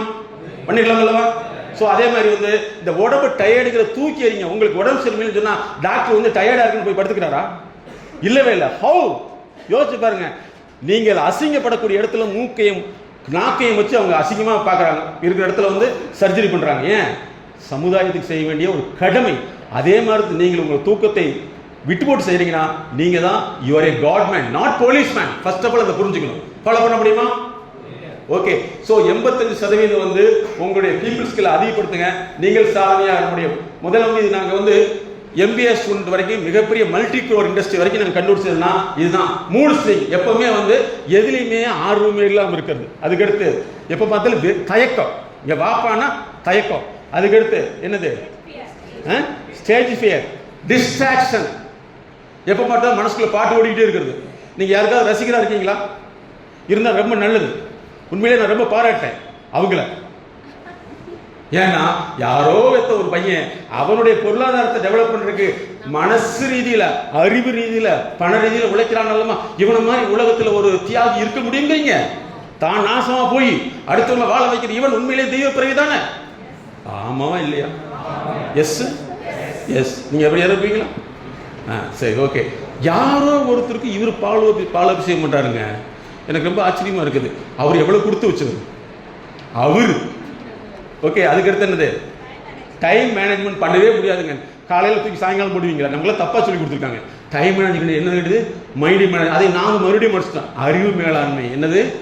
அறிவு மேலாண்மை. இப்போ 6 மணி ஆகுது, விடுற மாதிரி ஐடியாவே இல்லைன்னு நினைக்கிறேன். சார் அப்படிதான் சார் கூப்பிட்டு வந்திருக்காங்க. வரப்போயே வந்து டீ காஃபி பண்ணு எல்லாம் வாங்கி கொடுத்து வயிற்று நப்பி கூப்பிட்டு வந்துருப்பாங்க. 8 மணியாக விடவே மாட்டாங்க தெரியுமா? அப்படின்னு மனசில் ஓடும். பார்த்தீங்களா? இல்லை, நீங்கள் இப்படி சொல்லவே இல்லை, நான் சொல்கிறேன். சரியா? ஸோ இங்கே வந்து அறிவு மேலாண்மை செய்யணுமா, மனசு மேலாண்மை செய்யணுமா? அறிவு தான் இல்லை. நம்ம அவங்க டயத்துக்கு வந்து டயத்துக்கு போகலாம், இருந்தாலும் நமக்காக செய்கிறாங்க. நம்மளுடைய குடும்பம் நல்லா இருக்க வேண்டும், நம்மளுடைய DNA நல்லா இருக்க வேண்டும்ங்கிறதுக்காக செய்கிறாங்க. அப்படின்னு நீங்கள் நினைச்சிங்கன்னா உங்கள் அறிவை நீங்கள் மேலாண்மை பண்ணுறீங்கன்னு அர்த்தம். இல்லைன்னா உங்களுடைய தேவையற்ற விஷயத்தை டெவலப் பண்ணுறீங்கன்னு அர்த்தம். மாற்றிக்கலாமா? அதுக்கு அடுத்தது என்னது? அனாலிசிஸ் ஸ்கில், அப்புறம் ரிசர்ச் ஸ்கில், அப்புறம் என்னது? இனிஷியேட்டிவ். எதுலையுமே எழுதுறதே இல்லை, நோட்டை எடுக்கணுமா? ஸோ என்னது அந்த காலம் 1வது படிக்கிறது நானும் தொடர்ந்துட்டே இருக்கேன். இந்த பேனாவை தூக்கி அளிக்கிறதுக்கு காலை வர மாட்டேங்குதே இல்லையா அப்படின்னு தோணும். அதுக்கடுத்து செல்ஃப் கான்ஃபிடென்ஸுக்கு நாங்கள் தப்புன்னு சொல்கிறோம். டெட்டர்மினேஷன். நீயா நம்புறது தப்பு. என்னை இந்த கிளாஸ் எடுக்காமல் திடீர்னு எல்லாம் எனக்கு ஜாலியாக விட்டுணுமாமா, ஜாலியாக சுற்றுமாமா அப்படின்னு அதுக்கு பேர் செல்ஃப் கான்ஃபிடென்ஸ். அது தப்பு. நீயா நம்புறது தப்பு. டிட்டர்மினேஷன் வேணும். ஓகேவா? ஸோ இதெல்லாம் வந்து பார்த்தீங்கன்னா இதெல்லாம் நீங்கள் மாற்றியார். என்னது? Content delivery skill. பப்ளிக் ஸ்பீக்கிங்கில் வந்து உன்னால கண்டென்ட்டை கரெக்டாக டெலிவரி தெரியணும். லேசினஸ் இருக்கக்கூடாது. சுச்சுவேஷன் ஹேண்ட்லிங் இருக்குது. சுச்சுவேஷன் ஹேண்ட்லிங் புரியுதுங்களா? அதான் மேடம் சொல்கிறேன். எங்கள் பிரச்சனை மேடம் விடுங்க மேடம் சொன்னா கேட்க மாட்டீங்களா? ஹேண்ட்லிங் எங்களுக்கு தான் பண்ணுவீங்களா அப்படின்னு கேட்கக்கூடாது. ஓகேவா? சரி, ஓகே.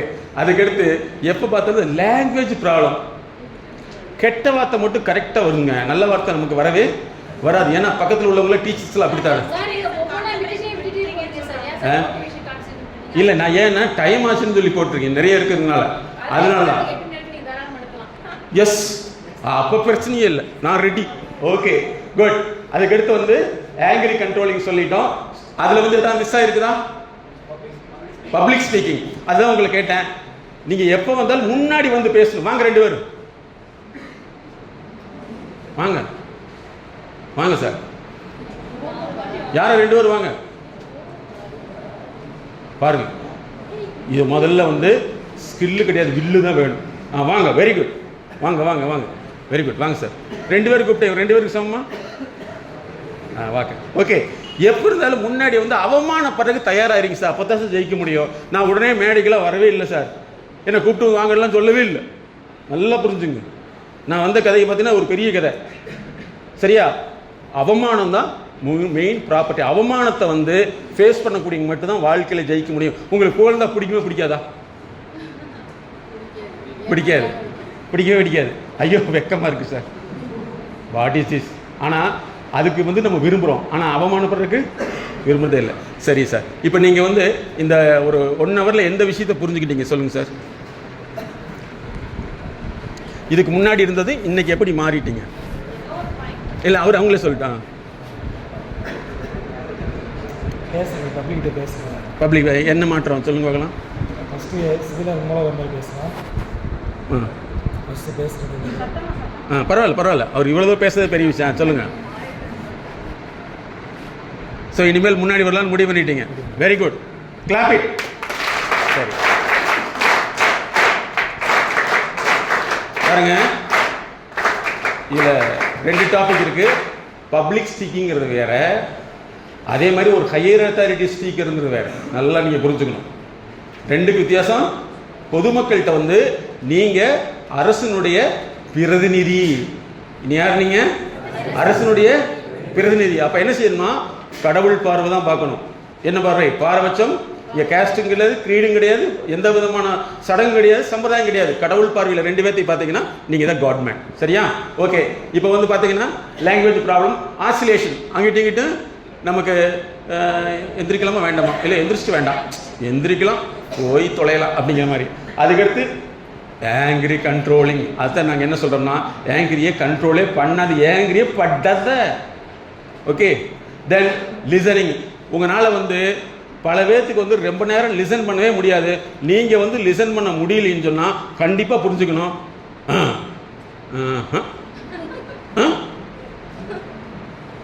ஓகே. நீங்கள் கல்யாணம் முடிக்காதவங்களுக்குலாம் முக்கியமான செய்தி, உங்கள் குழந்தைக்கு பேர் பீட்டா சைல்டு. நீங்கள் எல்லாம் இன்டர்நெட் பார்த்துருப்பீங்க, இவனும் இன்டர்நெட் பார்த்துருப்பேன், அவன் இன்டர்நெட் பார்த்துருப்பான். அதனால் நீங்கள் என்ன செய்யணும், அங்கே போய் மைசான் நீங்கள் நல்லா கவனின்னு சொல்லவே கூடாது. அந்த வார்த்தையை பண்ணிடணும். லிசனிங் ஸ்கில்லை நீங்கள் அதிகப்படுத்தணும். உங்களால் வந்து நல்லா தெரிஞ்சுங்க சார், ஒரு நிமிஷத்துக்கு 250 வார்த்தைகளை கவனிக்க தெரியணும். எத்தனை வார்த்தை? 250 வார்த்தை, தமிழ் வார்த்தை இல்லை. ஓகே. நெக்ஸ்ட் வந்து பார்த்தீங்கன்னா என்னது? Morning activeness. மார்னிங் தான் நமக்கு இன்ஆக்டிவ்னஸ் இல்லைங்களா? ஏன் தான் பொழுது நேரத்திலே விடின்னு தெரிய மாட்டேங்குது? What is this? நம்ம நாடு மோசமாக போச்சப்பா. அதுக்கடுத்து என்னது? Sleeping problem. ஸ்லீப்பிங் ப்ராப்ளம் எல்லாம் இடத்துக்கு இருக்குதா? அப்படிலாம் இல்லை, விட்டால் தூங்கிடுவோம். இப்போவே அப்படி தான் சார் இருக்கும். ஓகே. ஸ்லீப்பிங் ப்ராப்ளத்தில் நிறைய இருக்குது. Sleep deprivation, sleeping disturbance, sleeping problem, insomnia, அந்த மாதிரி நிறைய வகை இருக்குது. அதாவது ஸ்லீப் டீப்ரைவேஷன் தான் படக்குன்னு முடிச்சுட்டே இருக்கிறது. நீங்கள் ரீல்ஸ்லாம் பார்த்தீங்கன்னா ரொம்ப நல்லது, உங்களுக்கு வந்து நல்ல தூக்கமின்மை வியாதி வந்துடும். ஓகே. ரீல்ஸ் பார்க்குறது எல்லாமே நல்லது தான் சார், நான் தப்புன்னே சொல்ல மாட்டேன் இல்லையா? ரீல்ஸ் பார்த்தா நல்லது. அவங்க ரீல்ஸ் போடுறவங்க டெவலப் ஆவாங்க, நம்ம ஆமாம். ஓகே. நெக்ஸ்ட் வந்து டிலே டைம்.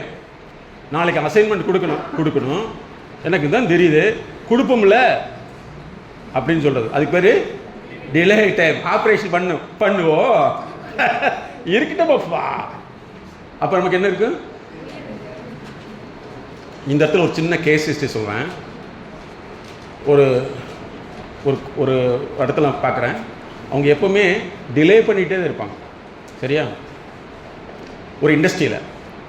ஆனால் அவங்களோட லைஃப்பில் என்ன ஆகுதுன்னா, ஒரு குறிப்பிட்ட டைப் இந்த மாதிரி மீட்டிங்கில் இது பண்ணுறப்ப நீ செஞ்சது உனக்கு ரிட்டர்ன் ஆகுன்னு சொல்கிறேன். உடனே உட்காந்து அழுகிறார். என்னென்னு கேட்டால், சார் நான் யாருக்குமே ப்ராப்பராக டெலிவரியே கொடுக்க மாட்டேன் ஒரு ப்ராடக்ட்டு, பட் அது லைஃப்பில் வந்து ரிஃப்ளெக்ஷன் எப்படி ஆச்சுன்னா, சர்ஜரி பண்ணுற சமயத்தில் வந்து ஏதோ ஒரு ப்ராப்ளம் ஆகி டிலே ஆகிடுச்சு. இதுதான் விஷயம். சரியா? டிலே தான் மாற்றிக்கணும். அதுக்கடுத்து வந்து கேர்லெஸ் அப்படின்னு என்ன வேணும்? கேர்ஃபுல். இப்போ நம்ம எங்கே கேர்லெஸ்ஸாக இருக்கோம், எங்கே ஃபுல்லாக இருக்கோம்? நிறைய பேர் இந்த ஃபுல்லாக இருக்கிறது பார்த்து பழக்கம்லாம் பழகிக்காதீங்க. நிறைய பேருக்கு வந்து என்ன தெரியுமா, ரிலாக்ஸ்ன்னு சொல்லி போட்டு இந்த மாதிரி எல்லாம் வச்சுருக்காங்க. நாங்கள் ஒன்று கண்டுபிடிச்சோம், ஐன்னு கேள்விப்பட்டீங்களா? What is this? Alcohol intelligence. அதுக்கு பேர் என்னது? ஆல்குலார் இன்டெலிஜென்ஸ் 1952 கண்டுபிடிச்சாங்க. அறிவு குறைபாடு உள்ளவர்கள் அறிவு நிறைபாடாக இருப்பார்கள். ஹலோ, இது வந்து ஒரு டிவி ப்ரோக்ராமில் நான் என்னை சீஃப் கெஸ்ட்டாக கூப்பிட்டாங்க. நான் சொன்னேன்னா அவங்க ஆச்சரியப்பட்டாங்க. இப்படி ஒரு விஷயம் இப்போ தான் சார் அப்படின்னு சொன்னாங்க. நல்லா புரிஞ்சுங்க, உங்களுடைய அறிவை டெவலப் பண்ணிட்டீங்கன்னா இது தேவையே இருக்காது. சரியா? இந்த பழக்கத்தை மேக்ஸிமம் கண்ட்ரோல் பண்ணுங்கள். உங்களுக்கு நிறைய பேர் வந்து சப்ளையர்ஸ் நிறைய பேர் இருப்பாங்க, கெட்டது இது மாதிரி வாங்கி கொடுக்க நிறையா இருப்பாங்க. யாராவது புக்கு வாங்கி கொடுக்குறவங்க இருக்காங்களா? சொல்லுங்க சார். ஒன்றுமே இல்லை. உங்கள் வாழ்க்கையில் எத்தனை புக்கு படிச்சிருக்கீங்க? அப்படியே ஒரு லிஸ்ட்டு போடுங்க. இல்லவே இல்லை. நீங்கள் லிஸ்ட்டு போட்டீங்கன்னா நல்லது, போடலையே நல்லது. ஏன்னா போட சொல்லக்கூடாது. What is this? ஓகே. அடுத்தது என்னன்னா, உங்களுக்கு கம்யூனிகேஷன் சொல்லிட்டேன், கான்வர்சேஷன். அதுக்கடுத்து வந்து நாட் அடாப்டபிலிட்டி. இங்கே பாரு, நாங்கள்லாம் 8 மணிக்கு தான் எந்திரிப்போலாம், 7 மணி யோசிச்சு எந்திரிப்போம். இங்கே 6 மணிக்கெல்லாம் எழுப்பி விட்டு மனுஷனை போட்டு என்ன பண்ணக்கூடாது? டார்ச்சர் பண்ணக்கூடாது. What is this? இப்படிலாம் சொல்லவே இல்லையே அப்படின்னா நீங்கள் அடாப்டபிலிட்டி ப்ராப்ளம் இருக்குன்னு அர்த்தம். What is this? Adaptability problem இருக்குன்னு அர்த்தம். ஆனால் நல்லா ஞாபகத்தில் வச்சுங்க, நான் சொன்னதெல்லாம் நோட் பண்ணி வச்சுங்க. ஏன்னா எங்கிட்ட வரக்கூடிய பேஷண்ட்லாம் நான் 20 வருஷத்துக்கு முன்னாடி சொன்னதெல்லாம் சார் நீங்கள் சொன்னது அப்படியே செய்கிறேன் சார்னு வர்றாங்க. ஒன்றும் பிரச்சனை இல்லை, 3 மாதத்துக்கு 1.25 லட்ச ரூபா பில்லு வரணும் தர்றேன் சார், நான் எனக்கு முன்னாடியே சொல்லி நான் கொடுத்து டெவலப் ஆகிருப்பேன் அப்படின்ட்டு வர்றாங்க. நாங்கள் சும்மாலாம் பண்ணுறது கிடையாது. ஏன்னா எங்கள் பின்னாடி பெரிய ரிசர்ச் டீம் இருக்குது. புரியுதா? அப்போ யோசிச்சு பாருங்கள், உங்களுடைய வாழ்க்கையை மாற்றுறதுக்கு வந்து நீங்கள் எவ்வளோ தூரம் வந்து ஒர்க் பண்ண வேண்டியது இருக்குது. புரியுதா? ஏன்னா நீங்கள் உங்கள் வாழ்நாள் இன்னையோட முடியும்னு நினச்சிக்காதீங்க, 90 வருஷத்தோட முடியும்னு நினச்சிக்க, 100 வருஷத்தோட முடியும்னு நினச்சிக்காதீங்க. உங்களுடைய வாழ்நாள் 3000. புரியுதா? இது 2025.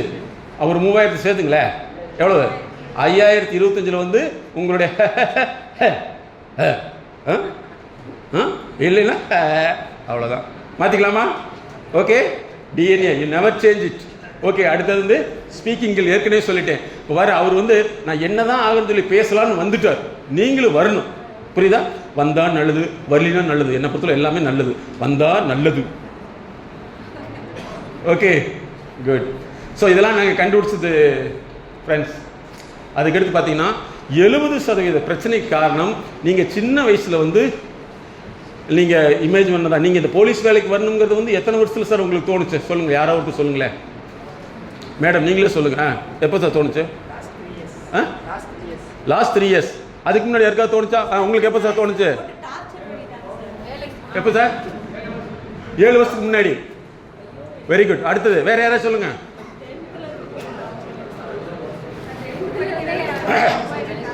உங்க அப்பா போலீஸ் ஆகத்தான் போகணும். Very good. சரி, ஓகே, உட்காருங்க சார்.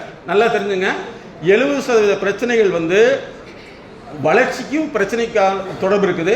நீங்கள் வந்து 70% தெரியாமலே நினச்சிருப்பீங்க. நான் வந்து ஒரு காவல்துறை வந்து ஒரு குறிப்பிட்ட ஆட்களை வந்து ரிலீஸ் பண்ணாங்க. சரியா? ஒரு 15 வருஷத்துக்கு முன்னாடி. அப்போ அந்த ரிலீஸ் பண்ணுற ஆளுகளுக்கு முன்னாடி என்னுடைய ப்ரோக்ராம் ஃபிக்ஸ் பண்ணியிருந்தாங்க. நான் இந்த மாதிரி நிறைய பேர் உட்காந்துருந்தாங்க. நான் சொன்னேன், நீங்கள் வாழ்க்கையில் சாதித்து விட்டீர்கள் அப்படின்னு சொன்னேன். எல்லாம் கோவத்துக்கு வந்துட்டாங்க. என்ன சார் ஜெயிலுக்கு போகிறது சாதிச்சுன்னு சொன்னீங்க அப்படின்னு. ஒருத்தராக கொஞ்சம் கொஞ்சமாக கேட்ட முன்னாடி, ஆமாம் சார் நான் அப்படி தான் நினச்சேன். எப்போ நினச்சேன்னா, இவர் சின்ன பையனாக இருக்கையில் இந்த போலீஸ் வண்டி போகும்ல, வெள்ளை வண்டி, அதில் ரவுண்டு ஓட்டை இருக்குமில்லவா? ஆமாவா இல்லையா?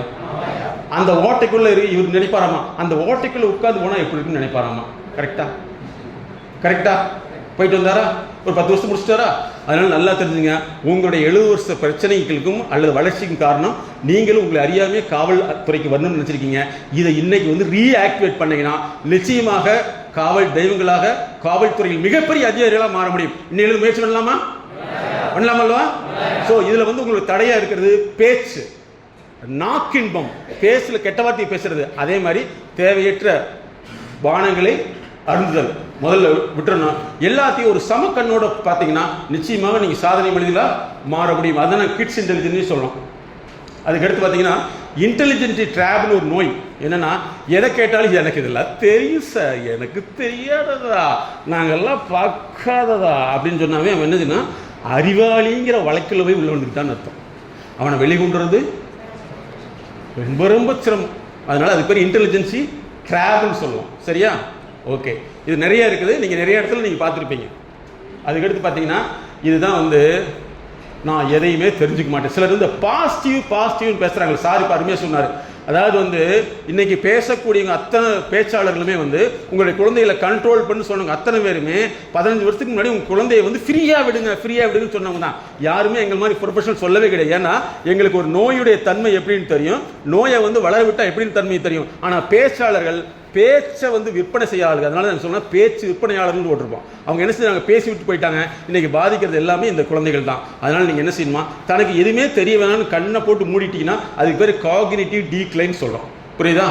இந்த வியாதியை நம்ம புரியுதா, நம்ம அறிவை வந்து மூடிட்டு உட்கார்றது. ஓகே, இதில் வந்து பார்த்தீங்கன்னா நிறைய நம்ம மைண்ட் ட்ராப்னா எல்லாமே எனக்கு தெரியும், இன்னொன்று வந்து நாலேஜ் புரியுமப்பா அப்படின்னு சொல்லிட்டு இருக்காது. அதே மாதிரி ஃபியர், ஐகோ ட்ராப், ஹைபர் காட் அப்படின்னா எல்லாமே கடவுள் செஞ்சு கொடுத்துருவான், நான் ஒன்றும் செய்ய வேண்டியதே இல்லை, கடவுளே நீயே செஞ்சு கொடுன்னு கடவுளை வந்து சர்வெண்ட்டாக மாற்றிடும். இது ஒரு ட்ராப் தான். சரியா? அதுக்கடுத்து கில்ட்டி, குற்ற உணர்வு, நடத்தை சார்ந்தது.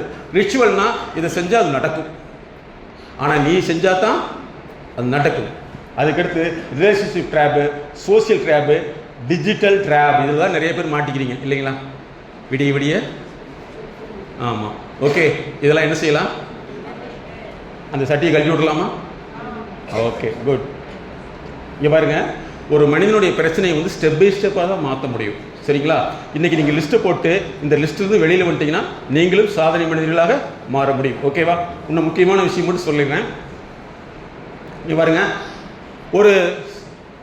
அதாவது ஒரு பொதுமக்களை பார்த்தோ அல்லது உங்களுடைய சமூக மக்கள், அதாவது டிபார்ட்மெண்ட்டை பார்த்தாலோ ஒரு கெட்ட எண்ணம் உங்கள் மனசில் உருவாயிடுச்சுன்னு வச்சுங்களேன், உங்களுடைய மூளையில் வந்து இந்த மாதிரி ஒரு பல்ஸ் ஃபார்ம் ஆயிடும்.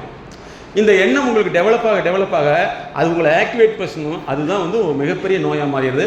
அதனால் இனிமேல் வந்து இப்போ நான் ஒரு சின்ன ஒரு எக்ஸசைஸ் மட்டும் சொல்கிறேன். எந்திரி, நல்லா ஸ்ட்ரைட்டாக உட்காருங்க. ஸ்ட்ரைட்டாக உட்காரணும். க்ளோஸ் ஒரு ஐஸ், கண்ணை மூடிக்குங்க. உங்கள் மனசில் வந்து யாரை நீங்கள் தவறாக நினச்சிருந்தீங்களோ அது வந்து என்னுடைய அபிப்பிராயம் தானே தவிர உண்மை அல்ல, அவர் மிக நல்லவர் அப்படின்னு திங்க் பண்ணுங்கள். உங்கள் வீட்டில் இருக்கலாம், உங்களுடைய டிபார்ட்மெண்ட் இருக்கலாம், நட்பாக இருக்கலாம், ஃப்ரெண்ட்ஷிப்பாக இருக்கலாம், ஃபேமிலியாக இருக்கலாம், யாராவது நீங்கள் தப்பாக நினச்சிக்கலாம், உங்களுடைய மேலதிகாரியை பற்றி கூட நீங்கள் தப்பாக நினச்சிக்கலாம். ஸோ அவர்களுடைய பணியில் அவர்கள் சரியாக உள்ளார்கள், அவர்களை பற்றிய நான் கருத்து கொண்டது தவறு அப்படின்னு நீங்கள் மனசில் உணருங்க பார்க்கலாம். உணர்ந்துட்டு அவர் மிக நல்லவர்னு சொல்லி யார் மேலே வெறுப்பு இருக்கிறதோ அந்த நபரை நீங்கள் அவங்களுடைய முகத்தை முன்னாடி கொண்டு வந்துப்பாங்க. யார் மேலே தவறு நினைச்சீங்களோ அவருடைய தவறை வந்து அந்த நபரை கொண்டு வந்து அவர் மிக நல்லவர்னு சொல்லி மனசார அவர் உருங்க. இந்த ப்ரோக்ராம் முடிஞ்ச முன்னாடி அவங்ககிட்ட நீங்கள் பேசாமல் இருந்தால் அவங்க நேரடியாக போய் எக்ஸ்கியூஸ் கேளுங்க. இது வந்து அவருக்காக இல்லை, உங்களுக்காக. ஒரு ஃபேமிலியாக இருக்கலாம், அப்பா அம்மாவாக இருக்கலாம், ஃப்ரெண்ட்ஷிப்பாக இருக்கலாம், யாராக இருந்தாலும் சரி, யாரெல்லாம் வந்து உங்களுடைய மனசில் வந்து தவறான கருத்து அபிப்பிராயத்தை ஏற்பதற்கு காரணமாக நீங்களாக உருவம் செய்தீர்களோ அது தவறு அப்படின்னு முதல்ல உணருங்க. ஸோ அவங்களுடைய முகத்தை முன்னாடி கொண்டு வந்து அவர்கிட்ட நான் போய் இன்றைக்கி நான் பேசிடுறேன், அவருடைய பாணியில் அவர் என்னை எதிர்த்து பேசினாலும் தப்பாக பேசினாலும் என்னுடைய உள்ளத்தில் வந்து என்னுடைய மூளையில் வந்து அவரை பற்றிய தவறான கருத்தை சிந்தனையை நான் என்னிலிருந்து தூக்கி எறிய போகிறேன்னு மனசில் திங்க் பண்ணுங்கள்.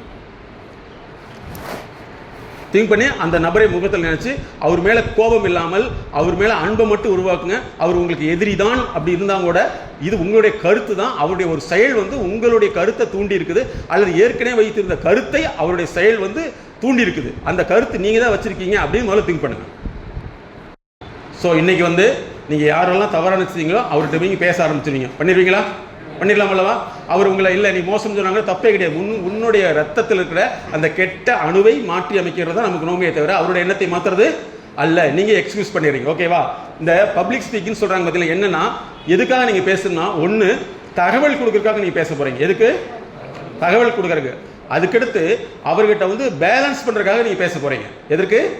பேலன்ஸ் பண்ணுறதுக்காக. அதுக்கடுத்து என்னன்னா அவங்கள சில சமயங்களில் வந்து சந்தோஷப்படுத்துறதுக்காக பேசுறது.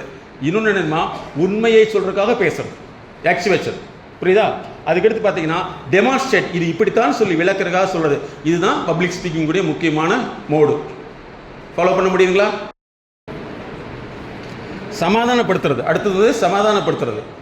அதுக்கடுத்து சில சமயத்தில் வந்து அவங்க கிட்ட வந்து சில சமயத்தில் வந்து வேடப்பா பெரிய பிரச்சனை, இதெல்லாம் பெரிய பிரச்சனையாப்பா அப்படின்னு சொல்லி கொஞ்சம் அவங்கள ஜாலியாகவும் பேச வேண்டியது இருக்கும். ஓகே. அதுக்கடுத்து வந்து ஆக்சுவலாக இருக்கிற விஷயத்தை சொல்ல போகிறீங்க. அடுத்து டெமான்ஸ்ட்ரேட், சார் இதெல்லாம் பண்ணால் இதெல்லாம் தப்பு சார் இப்படின்னு நீங்கள் சொல்ல தெரியணும். சரியா?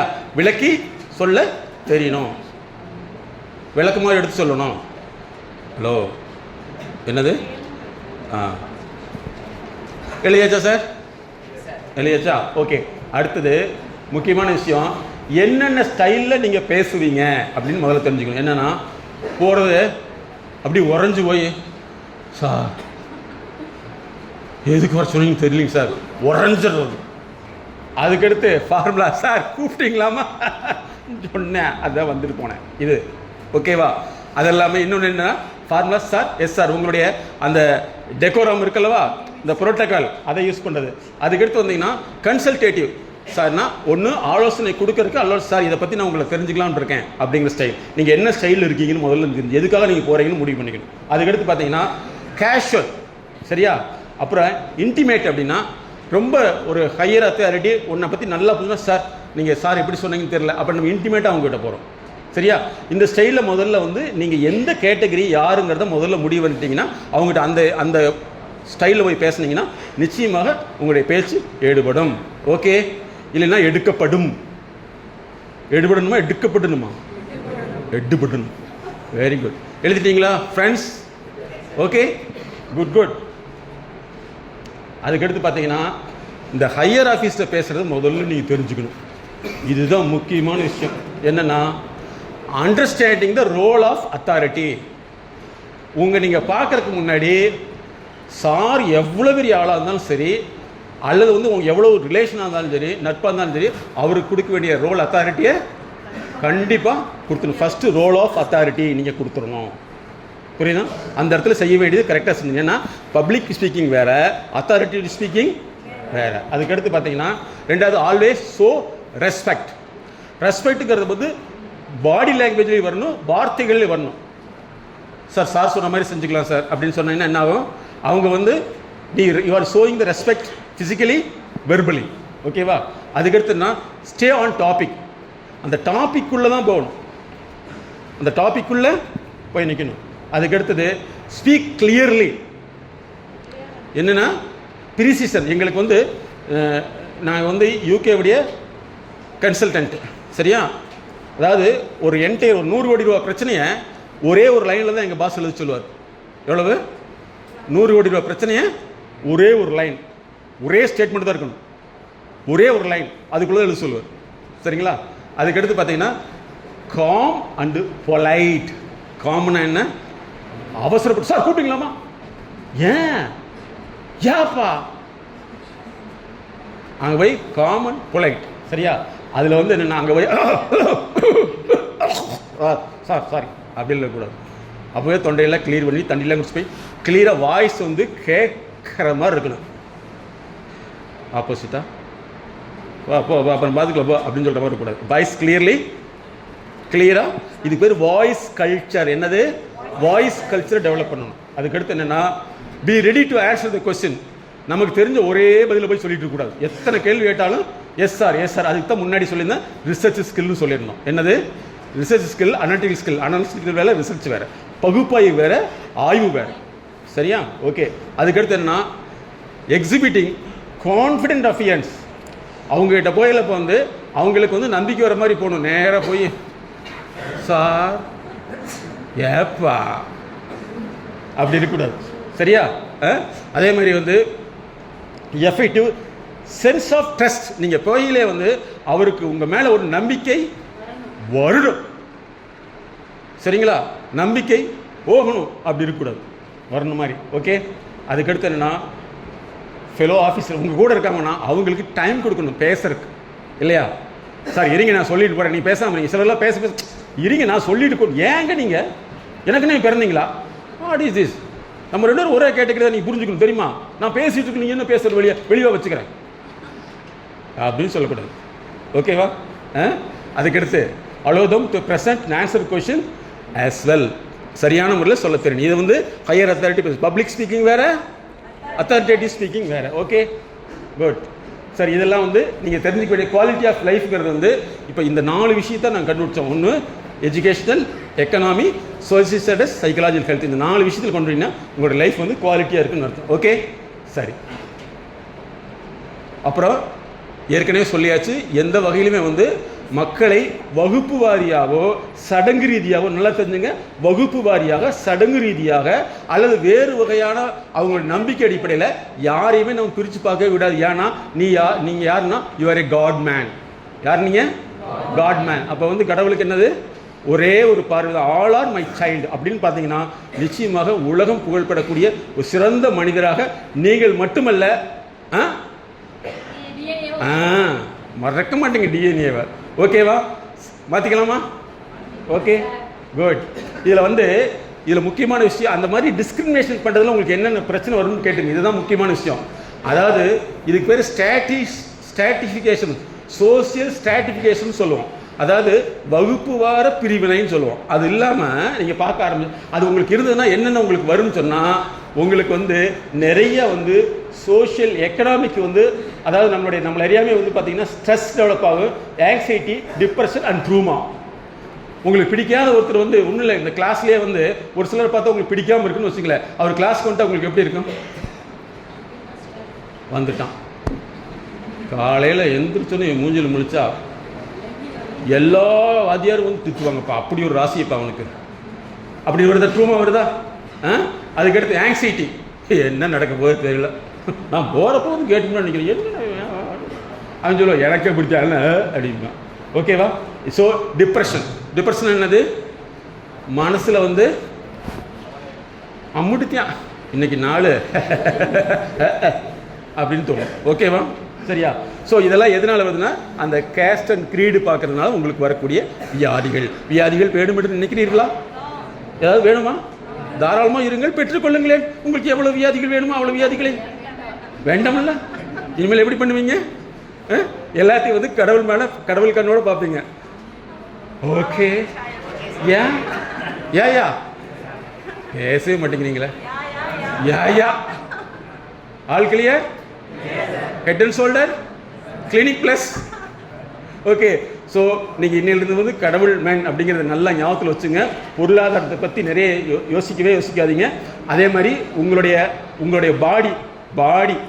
பாடியை வந்து வேற மிக்ஸ் பண்ணாமல் அப்படியே வைங்க. அப்போ தான் பாடி இருக்கு. இல்லைன்னா அது என்ன செய்யும்? நம்ம இப்போ எப்படின்னா அவ்வளோதான். ஓகேவா? மாற்றிக்கலாமா? ஸோ இந்த அற்புதமான வாய்ப்பை ஏற்படுத்தி கொடுத்திய எங்களுடைய சார் வந்து வழிகாட்டின்னு தான் சொல்கிறோம். சார் மிக சிறந்த வழிகாட்டி. காவல்துறையில் உள்ள அனைவருக்குமே வந்து எங்களை அறிமுகப்படுத்தி அனைவருமே ஒரு சாதனை மனிதர்களாக மாற வேண்டும் என்ற நோக்கத்தோடு செயல்பட்டு கொண்டிருப்பார். அதே மாதிரி அன்பு சகோதரிகள் எனக்கெல்லாம் நீங்கள் கிடச்சிட்டிங்க. சொல்லுங்களேன்.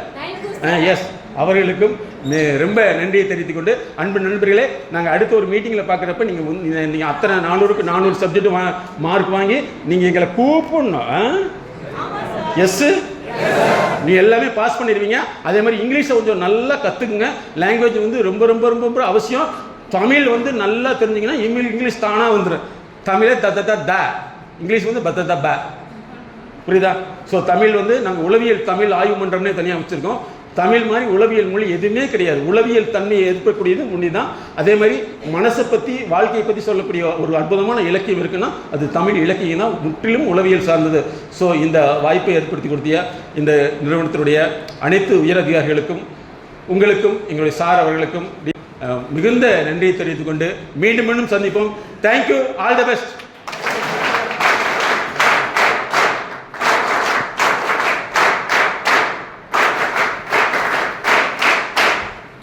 சாருக்கும் மேடத்துக்கும் நன்றி தெரிவிச்சுட்டு மீண்டும் ஒரு முறை அதிகமான கிளாஸ் கொடுக்குறீங்க சார்.